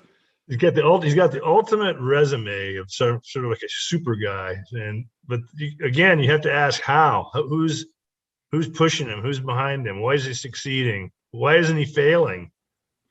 Right. He's not failing. Every step along the way is a success. Like a big spook operation. So he marries this woman, Bina Aspen, who's a realtor from Compton. Right. So he meets a girl from Compton. She black? Yeah. Oh yeah. Oh yeah. Okay. Yeah. And they each had a child from previous relationship and legally adopted each other's children. Then went on to have two more children together. At 94, she came out as transgender. Oh my God! What a wild changed her name story. to Martine. Not Bina, but she, being Martin, comes out as Martina Aliana. This so happens that this guy's super wealthy at this point. Right now, guess what? He starts this thing called Terasem, the Terasem movement, which is a transhumanist school of thought focused on promoting joy, diversity, and the prospect of technological immortality via mind uploading, geoethical nanotechnology. They even created their own religion. Like Terasem has its own religion. Let me click on that. The Terasem movement. Wow, this is wild stuff. I'm glad you wild, right? The truths of Terasem. I'd heard of this guy, but I didn't realize the rabbit hole went so deep. So thanks for running. So they've got a nonprofit, and they're based out of Melbourne Beach, Florida. And it's the eldest of the sister organizations. TMI's mission is to educate the public on the practicality and necessity of greatly extending human life, consistent with diversity and unity via geoethical and nanotechnology. So they have their own religion, right? It's new ageism, where you can just reinvent yourself, be anything you want, immortality.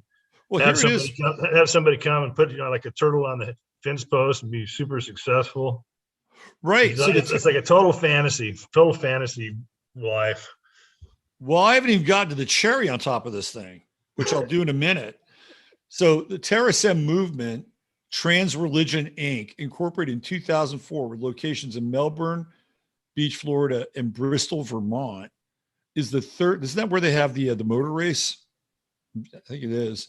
Is the third and youngest of the Terasem projects, and is a 501c3 not-for-profit religious organization. Its mission is to build a collective consciousness consisting of joyful, immortal extensions of each of its joiners. Through Terasem, though Terasem considers all humans as joiners, after receiving inquiries about how one may formally join Terasem, TMT provided a joinership application and induction on its site. Okay, so not only is this guy trans, he's created the foundation for a trans religion. Yep. Are there any indications that it's heavy do cult? Well, not yet, but if you look at this whole idea of transgenderism, it is a cult. Right. It's cultic behavior. And trans and religion, which is basically there's no sex. It's all kind of universal love. I guess that's the term that they use, right? Well, let me show you what I believe is the end goal for the trans religion, right? I'm gonna play the video because I can do it here. So this is gonna blow your mind. So remember, his wife is Bina, and she's a real estate agent from Compton. Well, Bina happens to be a little bit more than that now. Now, Bina transitioned to a man. Is that correct? Not quite. Here we go. Not quite.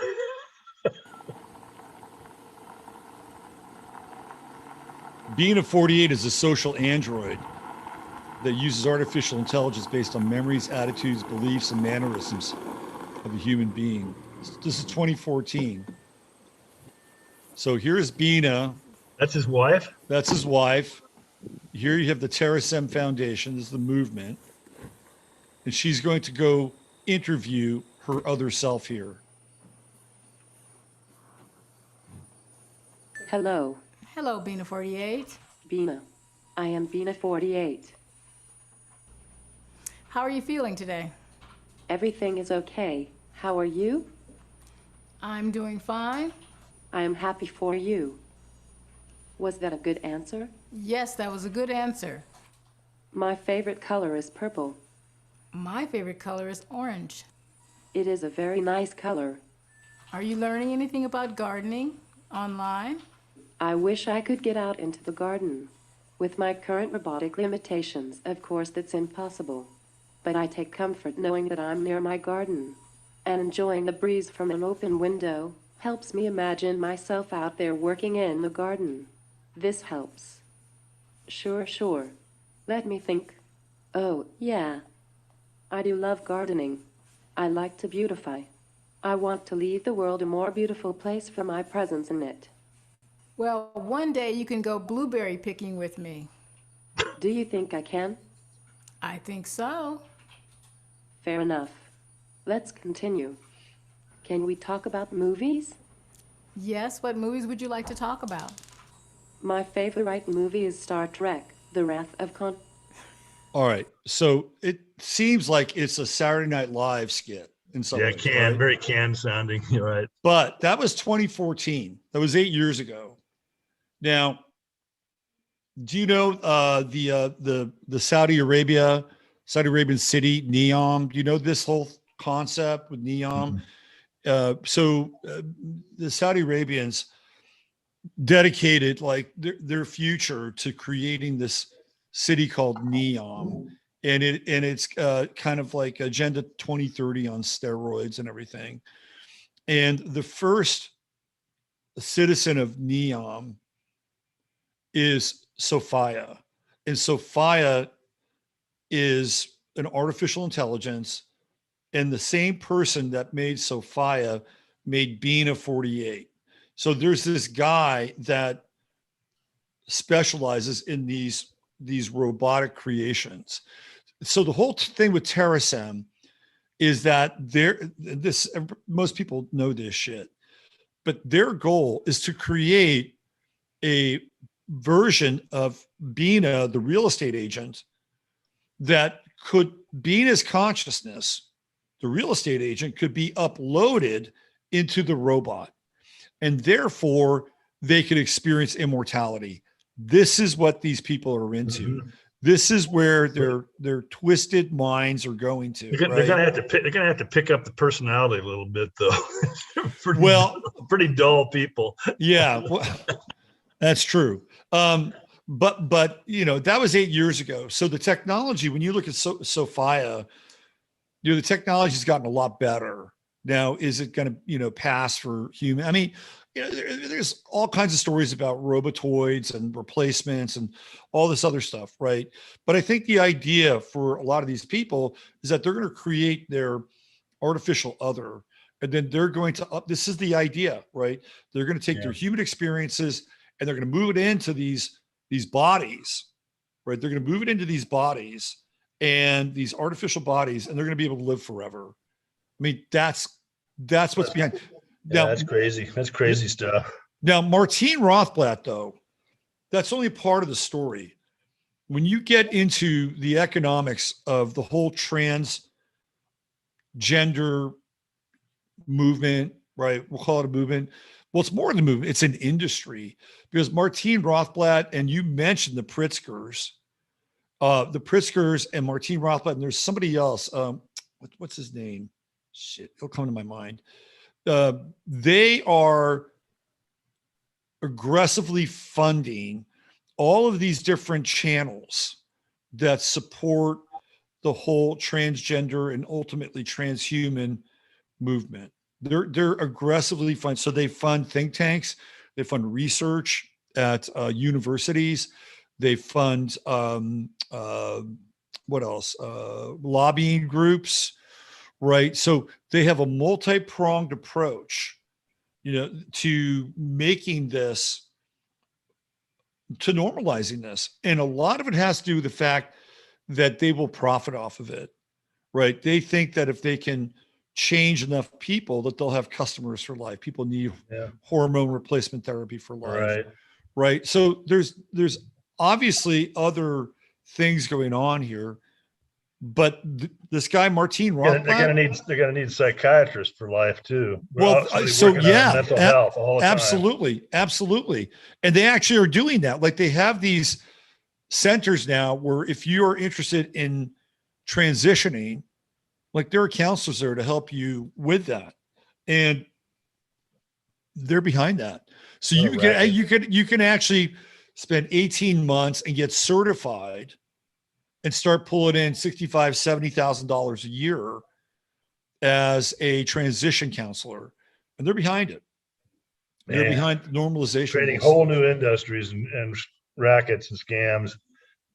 That's right. And so I just wanted to bring Martine Rothblatt into the conversation, because he's like the Hypergate of John Money and Alfred Kinsey. But he's bringing high tech into this, right? In a way that, I mean, basically Money and Kinsey were just pure frauds. That's all they really were. This guy's just taking it to a whole different stage. But again, it all kind of, it all seems kind of hoaxy, this whole idea of his wife all of a sudden transgendering.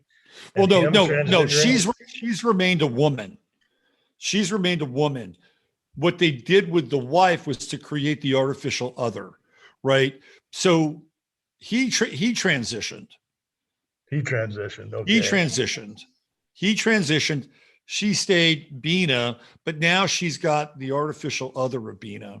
So you get the whole smorgasbord in there, right? You have a biracial marriage. You have somebody who's gone from male to female. You have a transhuman artificial other of the wife. So it's a one-stop shop with the Rothblatts. And I just thought that this was kind of an interesting. Yeah, it's a complete revolution against nature. Yes. The idea that you have 6,500 genes that kind of determine who you are, and this fantasy life that's this guy. I mean, his so-called success that's a story in itself. There's a lot to pack even in that. And then Right. when you're going through his resume, it's just kind of go, what the hell is that? What does that even mean? What are all these different? Because it's way over the head of most people. Right. It's over my head what he's been doing. Well, He's a success, apparently. That's the key variable here. well, the big thing was Sirius XM Yeah. or Sirius Radio. Like that was his thing. He developed it and then he sold it for a lot of money, which allowed him to fund his other projects. And, you know, and to your point, like Elon Musk, like once you theoretically have a successful sale of something, people look around who are uninformed and say, well, okay, we'll get behind you. We'll throw some money behind you. And that's exactly what happened to Elon Musk. And Rothblatt was a kind of a predecessor of Musk in a lot of ways. But the thing that I've been playing around with, and I'd love to get your take on this, Russ, is when you drill down and look at a lot of these people, I'm just going to, say it as it is. A lot of these people happen to be Jewish, right? Rothblatt is Jewish. The Pritzkers are Jewish, and they're pushing this thing with a huge amount of money. And so my kind of thesis that I've been playing with, and I was on with Dave and Giuseppe yesterday talking about this, is that if you look at the history of, Jewish culture, they're moved out of all these other countries, kicked out of all these other countries. They have the reputation of being rootless cosmopolitans. So they have taken on this role of the dispossessed other. And that if you look at this whole kind of movement, it's an externalization of the dispossessed other. Like transhumanism and transgenderism is the gateway. They become like this manifestation of this internalized identity of the dispossessed other. And it's almost like they're exercising their social rejection, right? They're exercising and saying, okay, well, we're going to create this other world, this other kind of manifestation. They're being gods because them power. Well, not only they are being gods, but it's almost like they're trying to exercise the part of themselves that they feel is dispossessed, on the fringe, never accepted, always scapegoated, right? It's like, so part of it might be vengeful, and another part of it might be this unconscious desire to get rid of that thing and then create a world that takes that on so that they don't have to deal with it anymore. Like we have exercised that part of our psyche, right? Now we have this world which is even more dispossessed and freakier than the stuff that we think that we have to deal with. I mean, it's kind of a wild, very, shotgun theory, but I think there's something to it. Well, there's historical basis for it. I mean, there really is. I think it's part of I don't know if it's really religion, but it's this idea that we can make the world a better place in our eyes as new gods. And that, even if it means completely uprooting nature, because that when you update nature in that way, it's also a demonstration of your power, how much power you have over others. Yeah. And so they must be getting a huge ego trip out of that. I mean, I just see ego all over this stuff, kind of narcissistic ego. Yep. Yeah. Look at me. I'm a billionaire. And look at all these turtle on the fence post moves I've made, all the success I've had, and look how weird I am. And I can create an image of my own wife, right? Like, even though it's like what can we come up with next? It's like Caitlyn Jenner. what kind of hoax can we come up with next? I think they're just hoaxsters. I kind of simplify it a little bit. I think they're hoaxsters too. I think they love putting things over on people. I think there's that. And I also think, for me, I think there's some kind of exorcism involved. Like they're trying to create this thing, which is this manifestation of being dispossessed, right? And the rootless cosmopolitan and having to move from place to place. All right, we're going to create something. So it's like the golem, right? The golem comes out of the Jewish tradition. And the golem is made out of clay, and then it is animated. And the golem does the bidding of the creator of the golem. The Frankenstein story is based on that, right? And it's going to go out and take care of when I say take care of, I'm talking about, kill the enemies, of the creator of the golem.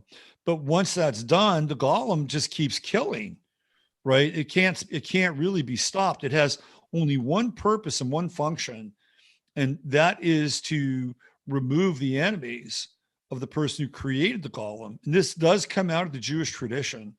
So, is the transhuman movement, is the transgender movement an extension of creating golems, right? This is another thing.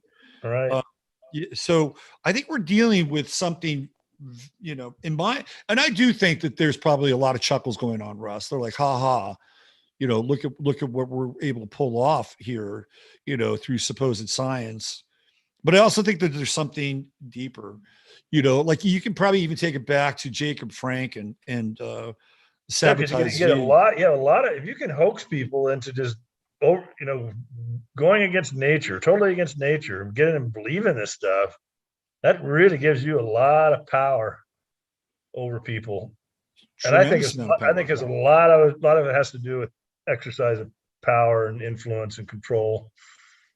Yeah. Let's get these people really freaked out.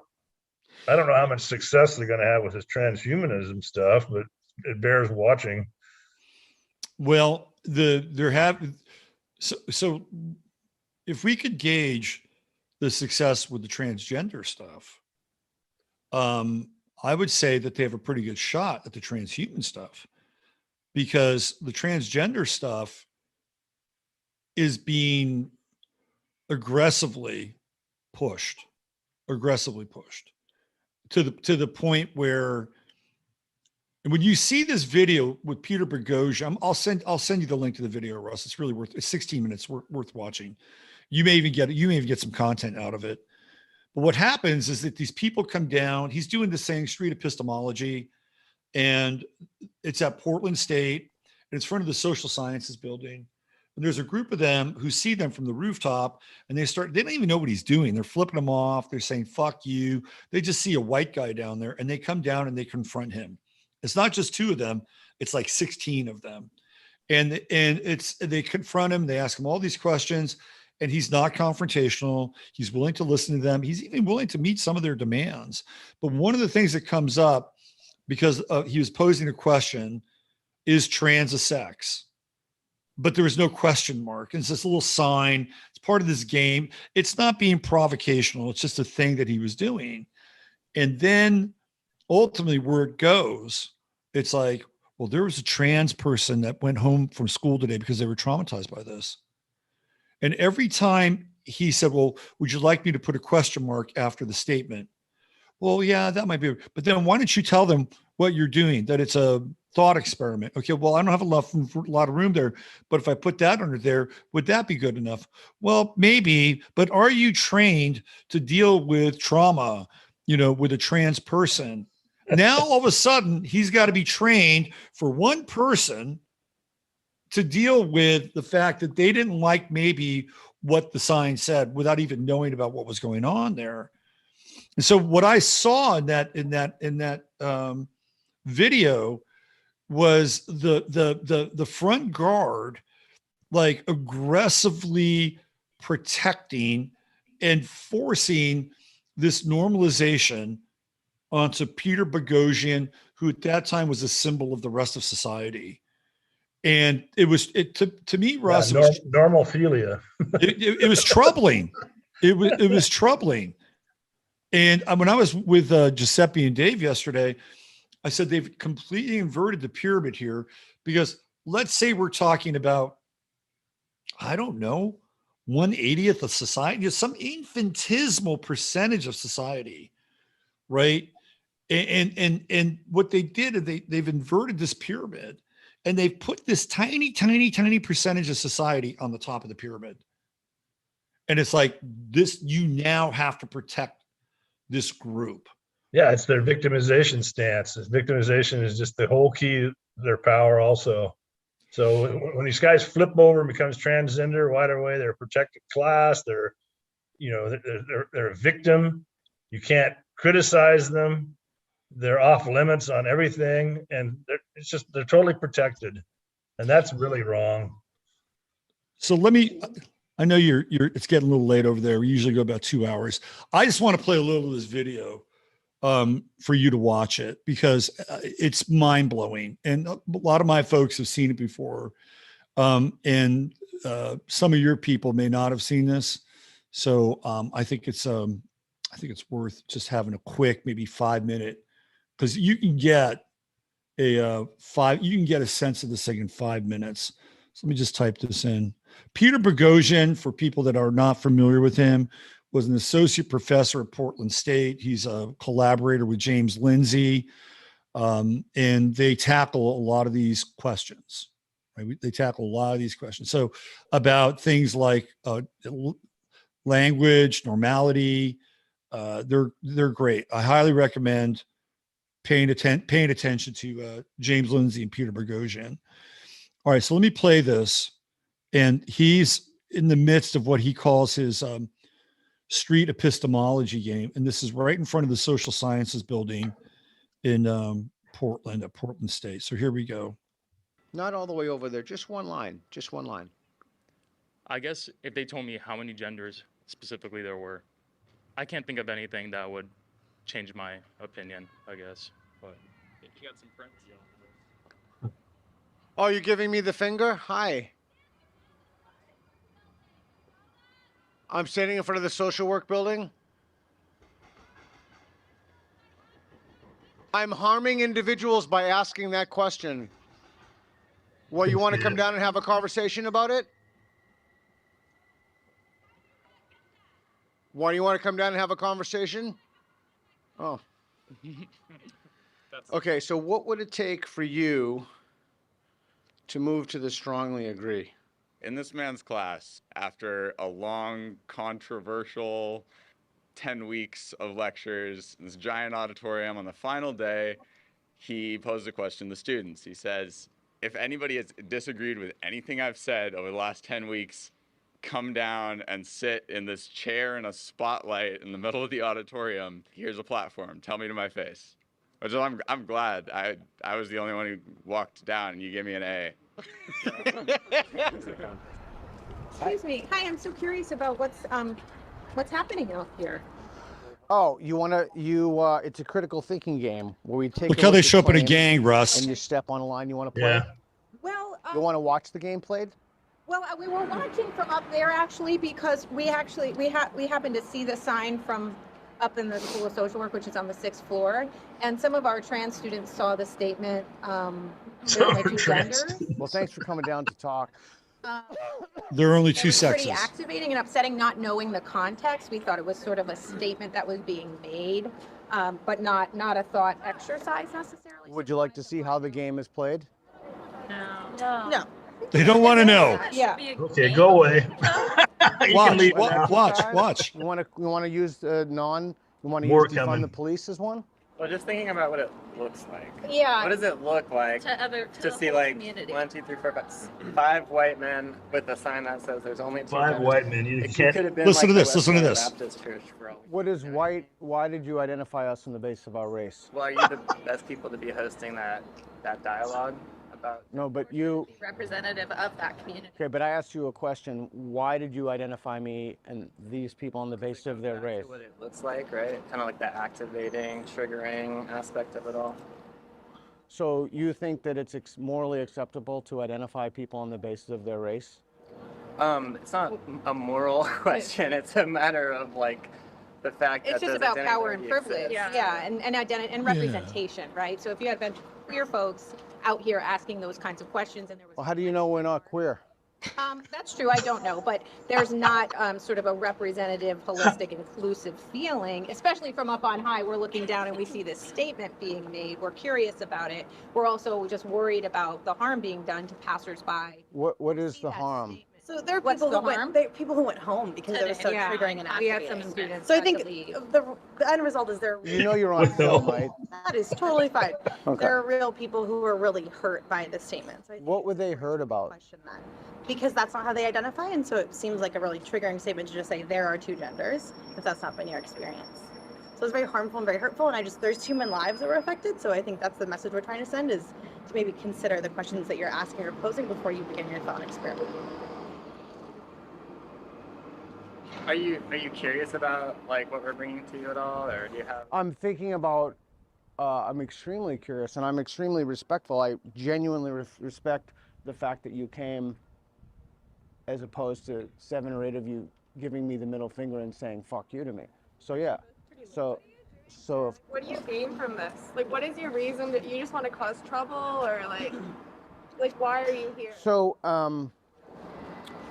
I'm fascinated, I do street epistemology, and I'm fascinated if the people, epistemology is from the Greek, basically how you know what you think. Okay, so street epistemology is taking it out of the university and bringing it into the street. So I'm very curious. Okay, a sidewalk or a. This is like 20-year-old. This isn't street epistemology.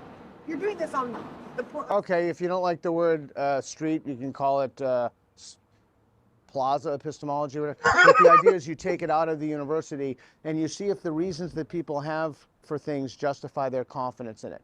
So this is a confidence scale. We can do this with any claim you want. We can do this with a mayor of the city. We can do this with should the United States be funding Ukraine? I think it's $800 billion. Should the United States, is it more important to control inflation or employment? And we put people on a spectrum. They start on, let me just explain it. So you asked, so I'll tell you. So what am I going to do? I think what we're just saying is the, They don't care. They just don't hurt anybody's feelings. Watch, you got. I'm going to go to one point here. Folks in So- our community, I think what we were struck by was the statement on the board that it wasn't a question and that there was no context clues for folks, especially trans folks, to know that this was not your belief, but this is more of a thought experiment. Okay, would you be more comfortable if it was a question? Like if I put a question mark? Sure. Okay, I'm more than happy to put a question at the end. It's a question and not a statement. More than happy to. Some type of warning or a statement of like what you're doing on another board, so people can walk by and like try and understand that. Because from afar it looks. This is a thought experiment. Yeah. This is what we're asking people. I'm more than happy to do that. And then that way it can kind of. I'm more than happy to do that. I only have one board, but I'm more than happy to put on this is a thought experiment and put a question mark. If I put a question mark, I could. I don't know. I'm worried that people wouldn't be able to see it, but I'm more than happy to. If I put a question mark at the end, and then I put another one, it's not real. It is a thought experiment, but it's more of an exercise / game starts thought experiment. If I put that on the end, would all of the concern vaporize?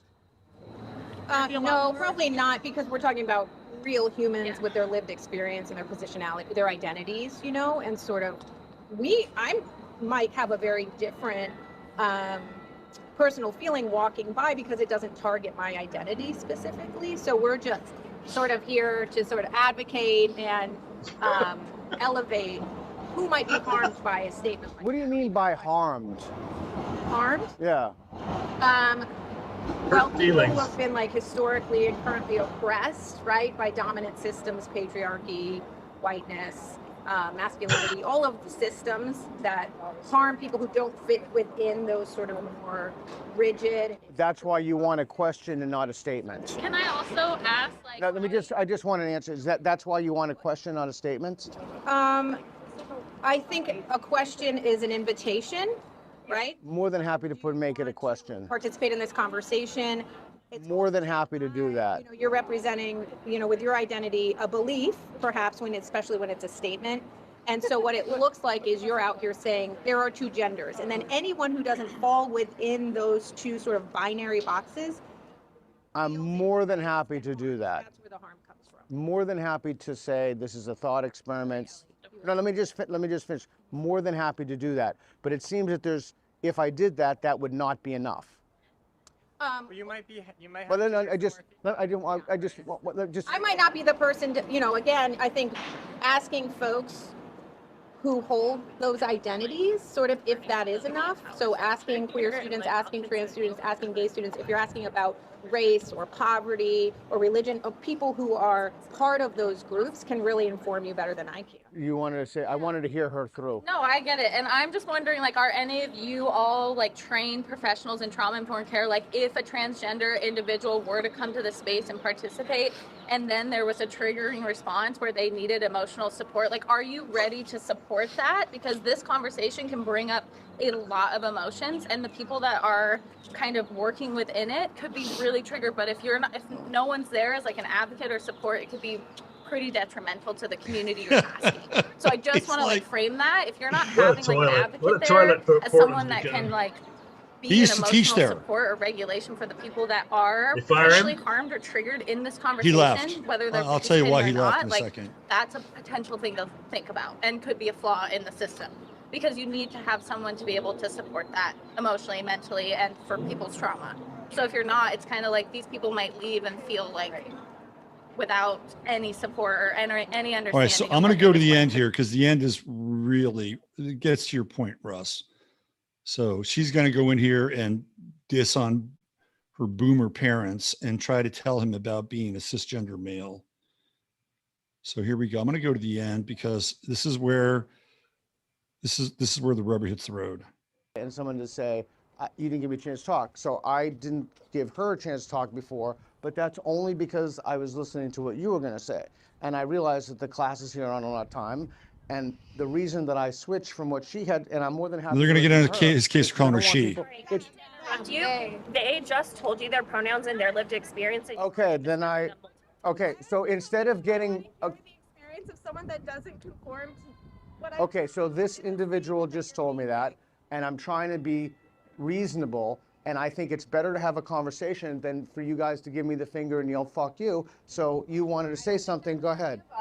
It's already been you. Aren't you the guys that made up a bunch of academic data and submitted to address that she did, like just address you just called this person a okay. And they just told you their gender was okay, well, I apologize and I say they. That's the harm being done that we were talking about. Do you accept my apology? Okay. It's the generation. It's a generational, education. If you. Okay, so. What a bunch of freaks. Watch this. Watch this. I love that, and I accept your apology. So isn't it better to have a conversation about this than to scream at someone from the rooftop? Oh, I don't know who. I certainly didn't scream at you from the rooftop. Did any of you guys scream? Yeah. So you guys were screaming and yelling "fuck you" to me and giving me the finger. We were just saying, please go away. You're not welcome. No, I said fuck you. Okay. Okay. So so. Can I just? My goal is to disrupt this. No. I don't want any more harm to So. Okay. So I understand that you believe I can't remember where that over there she moved, but I understand that you believe this stuff. And we live in a democracy and other people don't have those beliefs. And I want to ask people if the reasons they have for their beliefs are justified. And this is that experiment.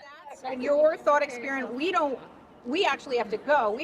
We're not part of the thought experiment. We're all social workers and we saw this harm being done and we just wanted to come here with curiosity and also some information. And do you feel that you've spoken? Do you feel that if anybody else has something to say that you haven't had an opportunity to speak? Do you feel like you've learned anything or taken? But that doesn't answer my question. I just asked if anybody else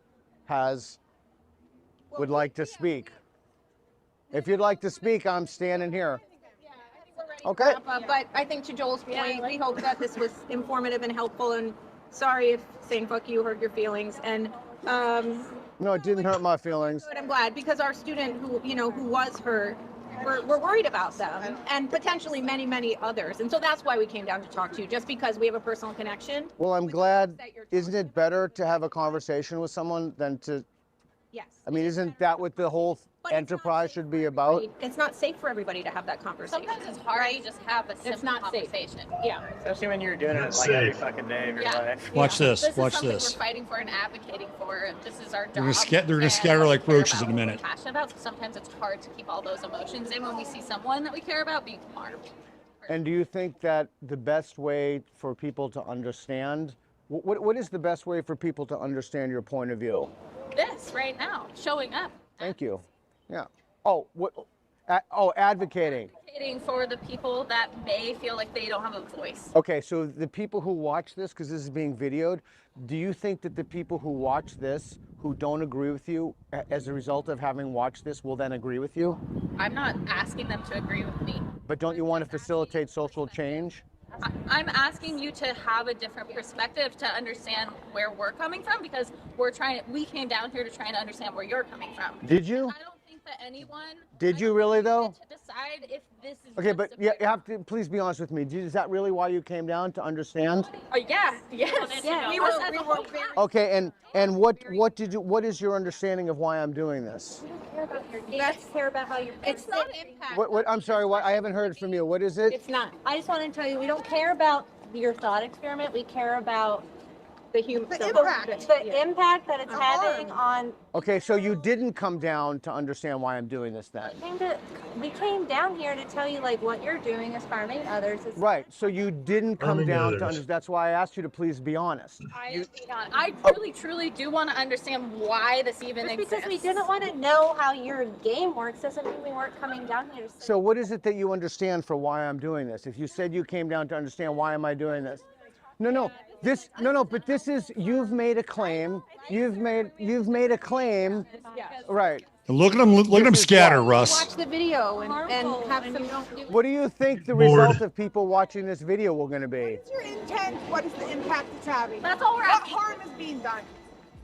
Watch his look. Like, yep. So I brought that video up for a number of different reasons, but the one reason was that is the front guard for everything that we're talking about. And I call them like the baby bumper brigade.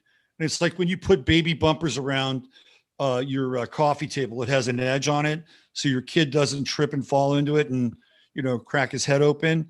They're like the baby bumper brigade, and they want to baby bumper everything. And they're part of this movement. They're like the front guard. And I don't know if any of those people were trans or not. I'm really not that interested in that. But they were sent out like the sentinels in the Matrix, right? They were the sentinels in the Matrix, and they were going to control what Peter Boghossian wanted to talk about and do in that environment. Yeah, because basically their whole argument is you're harming some kind of imaginary golem. It's sort of like that little tiny sliver that all of a sudden has been elevated to the top of the pyramid. Yeah, if they'd had their little token transgender in tow with them, it might have been maybe slightly more effective. But they don't even have that. It's imaginary. Is your imaginary friend in the room with us now? That's kind of what it reminds me of the psychiatrist's question. Yeah, exactly. Exactly. Is your man? And there are thousands of people like that are being cranked out. Of course, Portland's way out there, but you just think that the whole world is just filled with transgenders that are easily offended, right? And I bet you the real transgenders out there probably have pretty thick skins. So I used to drink at this bar in Point Richmond in California, and there is a trans dude, male to female. This guy was a former Army Ranger. He was about 6 foot. Yeah, so he doesn't need these people protecting him. And he's six. I mean, a pretty interesting person. I'll be honest with you. Okay. It's like, okay, you were like a special forces Army Ranger badass dude. You still look pretty formidable. And, I'm sitting down, I'm having a conversation with you, and, this kind of, it's an interesting conversation. No, he didn't need those people. No, that's the point. To put the baby bumpers on. And that's what Dave Chappelle pretty much says. That's his argument. These people, the few of them that there are can generally take care of themselves. They don't need, why are you speaking on their behalf? Who gave you the rights? Who assigned you the responsibility to come down here and speak on the rights of some imaginary transgender that might have overheard the conversation they Right. had, misunderstood it, said it or whatever, and make you explain what you're doing. Right. And when Peter Boghossian patiently smoked them out, they all left. He said, Did you really come down here to understand this? Well, what am I doing? Tell me, what am I doing? They couldn't answer the Well, they question. said they didn't care. Then they said they didn't care. Right. Right. Which is a fair answer. Well, it's fair only because he had to work for it. Because I think my response is, well, it's interesting you say that, because I guess, to be honest with you, I don't really care about your position either. We're kind of in an impasse, and those are probably the real conversations people should have. Yeah, I'd agree with you. And I thought Peter Boghossian was great. And he did this project called the feasibility studies. And it was him and James Lindsay and I always forget the woman who's connected to it. Anyway, they wrote a bunch of papers, and these would be peer-reviewed papers. And they used all kind of the postmodern, Marcuse, new language, right? Postmodern syntax. And they wrote about the most ridiculous things, right? But they made sure that they had all the talking points and then the right postmodern syntax. And they wrote a bunch of these papers, and they got 7 of them peer reviewed. Oh, right. That one. Exactly. It was a hoax, right? They were doing this hoax. Now, the other scam that these people are running, just the kind of final thought on it, is clearly, we have this imaginary transgender that we're here to represent, and you're white people, so and you have no voice. Right, and they were very clear about that. They made that really clear. Yeah, that's really an insult. That doesn't really open up good dialogue. No, and he even called them on it. Does they are a race? Right. Would you identify a black person by their race? I mean, that's really what he was saying. And they wouldn't. Right. They wouldn't do that. But and he was just pointing out the inconsistencies in their logic and their reasoning all the way through that thing. Or even if you're identifying my race, which I don't think is necessarily a bad thing to do. I don't think it is either. What is it? What knowledge does that really give you about me as a person? Right. I mean, how do you know where I'm at? I mean, I guess you could see me down here in this plaza, maybe acting a little strange in your eyes, and a white guy. So right. I kind of get that.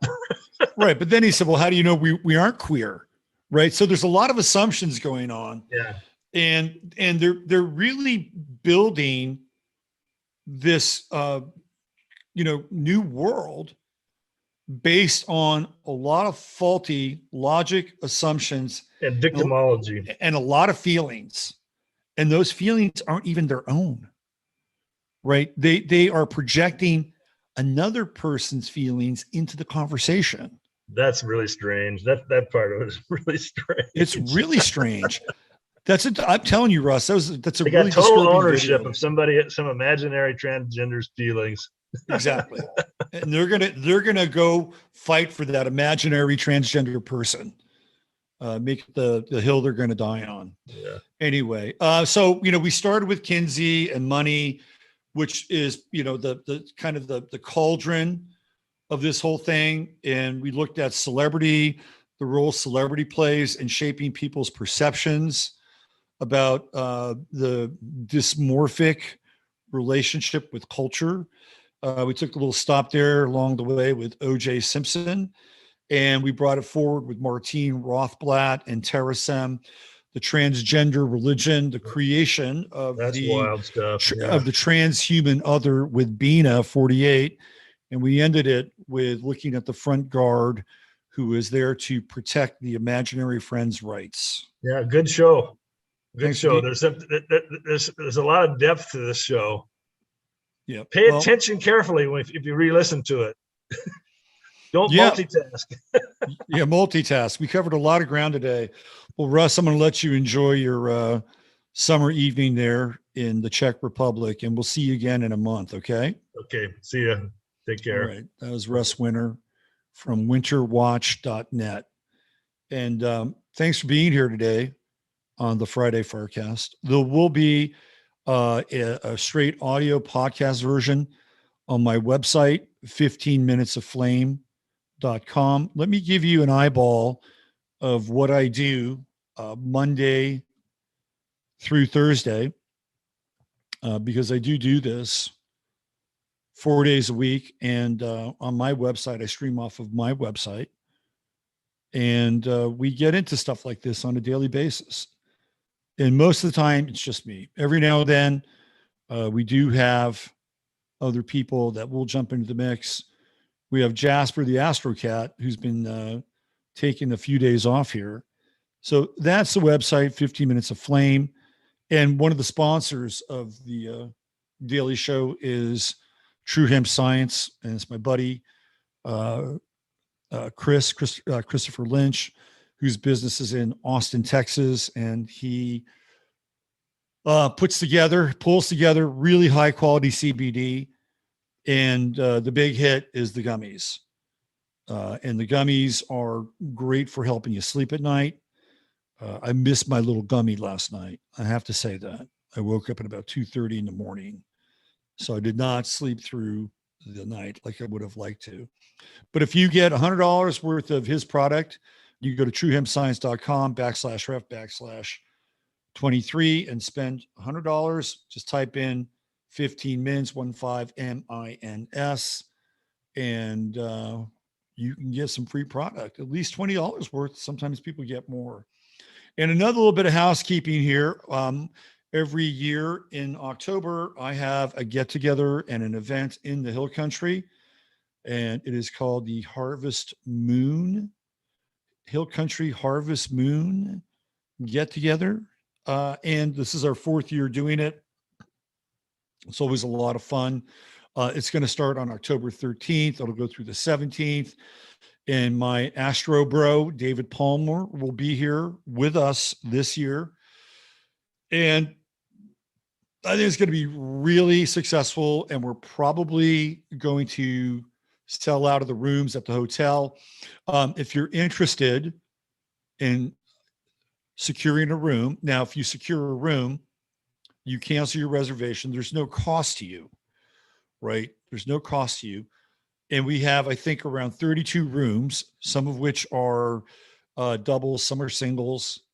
And you can call the hotel at this number, say that you're with the Harvest Moon event, and they'll have a list of rooms there. And I would suggest that you secure a room. I think they're going to go. And if you still want to attend and there aren't any rooms available, there are other rooms and other places to stay in the area. There are Airbnbs. There are a number of RV parks that are on the Guadalupe River. So if you're an RV person, you want to drive, there's some really nice places to stay. So that's going to be happening. And this week I will have the entire cost for the event apart from the rooms. You get the rooms yourself, and then you're going to have 1, 2, 3, 4 meals. We have 3 dinners together, and we have 1 brunch together. And of course, there's David, there's myself. I might bring in another person or two. I'm not quite sure about that yet. It depends on how popular it is. If I get 40 people to sign up in the next 2 weeks, they commit to this thing, there's a good chance I'll bring somebody else in. But I won't do it unless there's some real traction here. And one of the things that I love to do is have offsite activities. I'm going to plan at least one. We've had multiple in years past. I'll plan at least one. And David is going to perform on Saturday night. So some of you know that he makes electronic music, beats, all that stuff. So he's going to do that too. So, we get to shake our ass and get sweaty and ecstatic. Not quite like the Alfred Kinsey side of things. We don't go there, but it'll be fun. So there you go. If you want to jump in and meet some of the people that are in Chattaria, and I'm sure David's people will have, they'll come by and they'll stop in and, for 4 days, we create a little family, and it's great. Every time we do this, new relationships are made, new friendships are made, new connections are made, and a lot of times they're life-changing.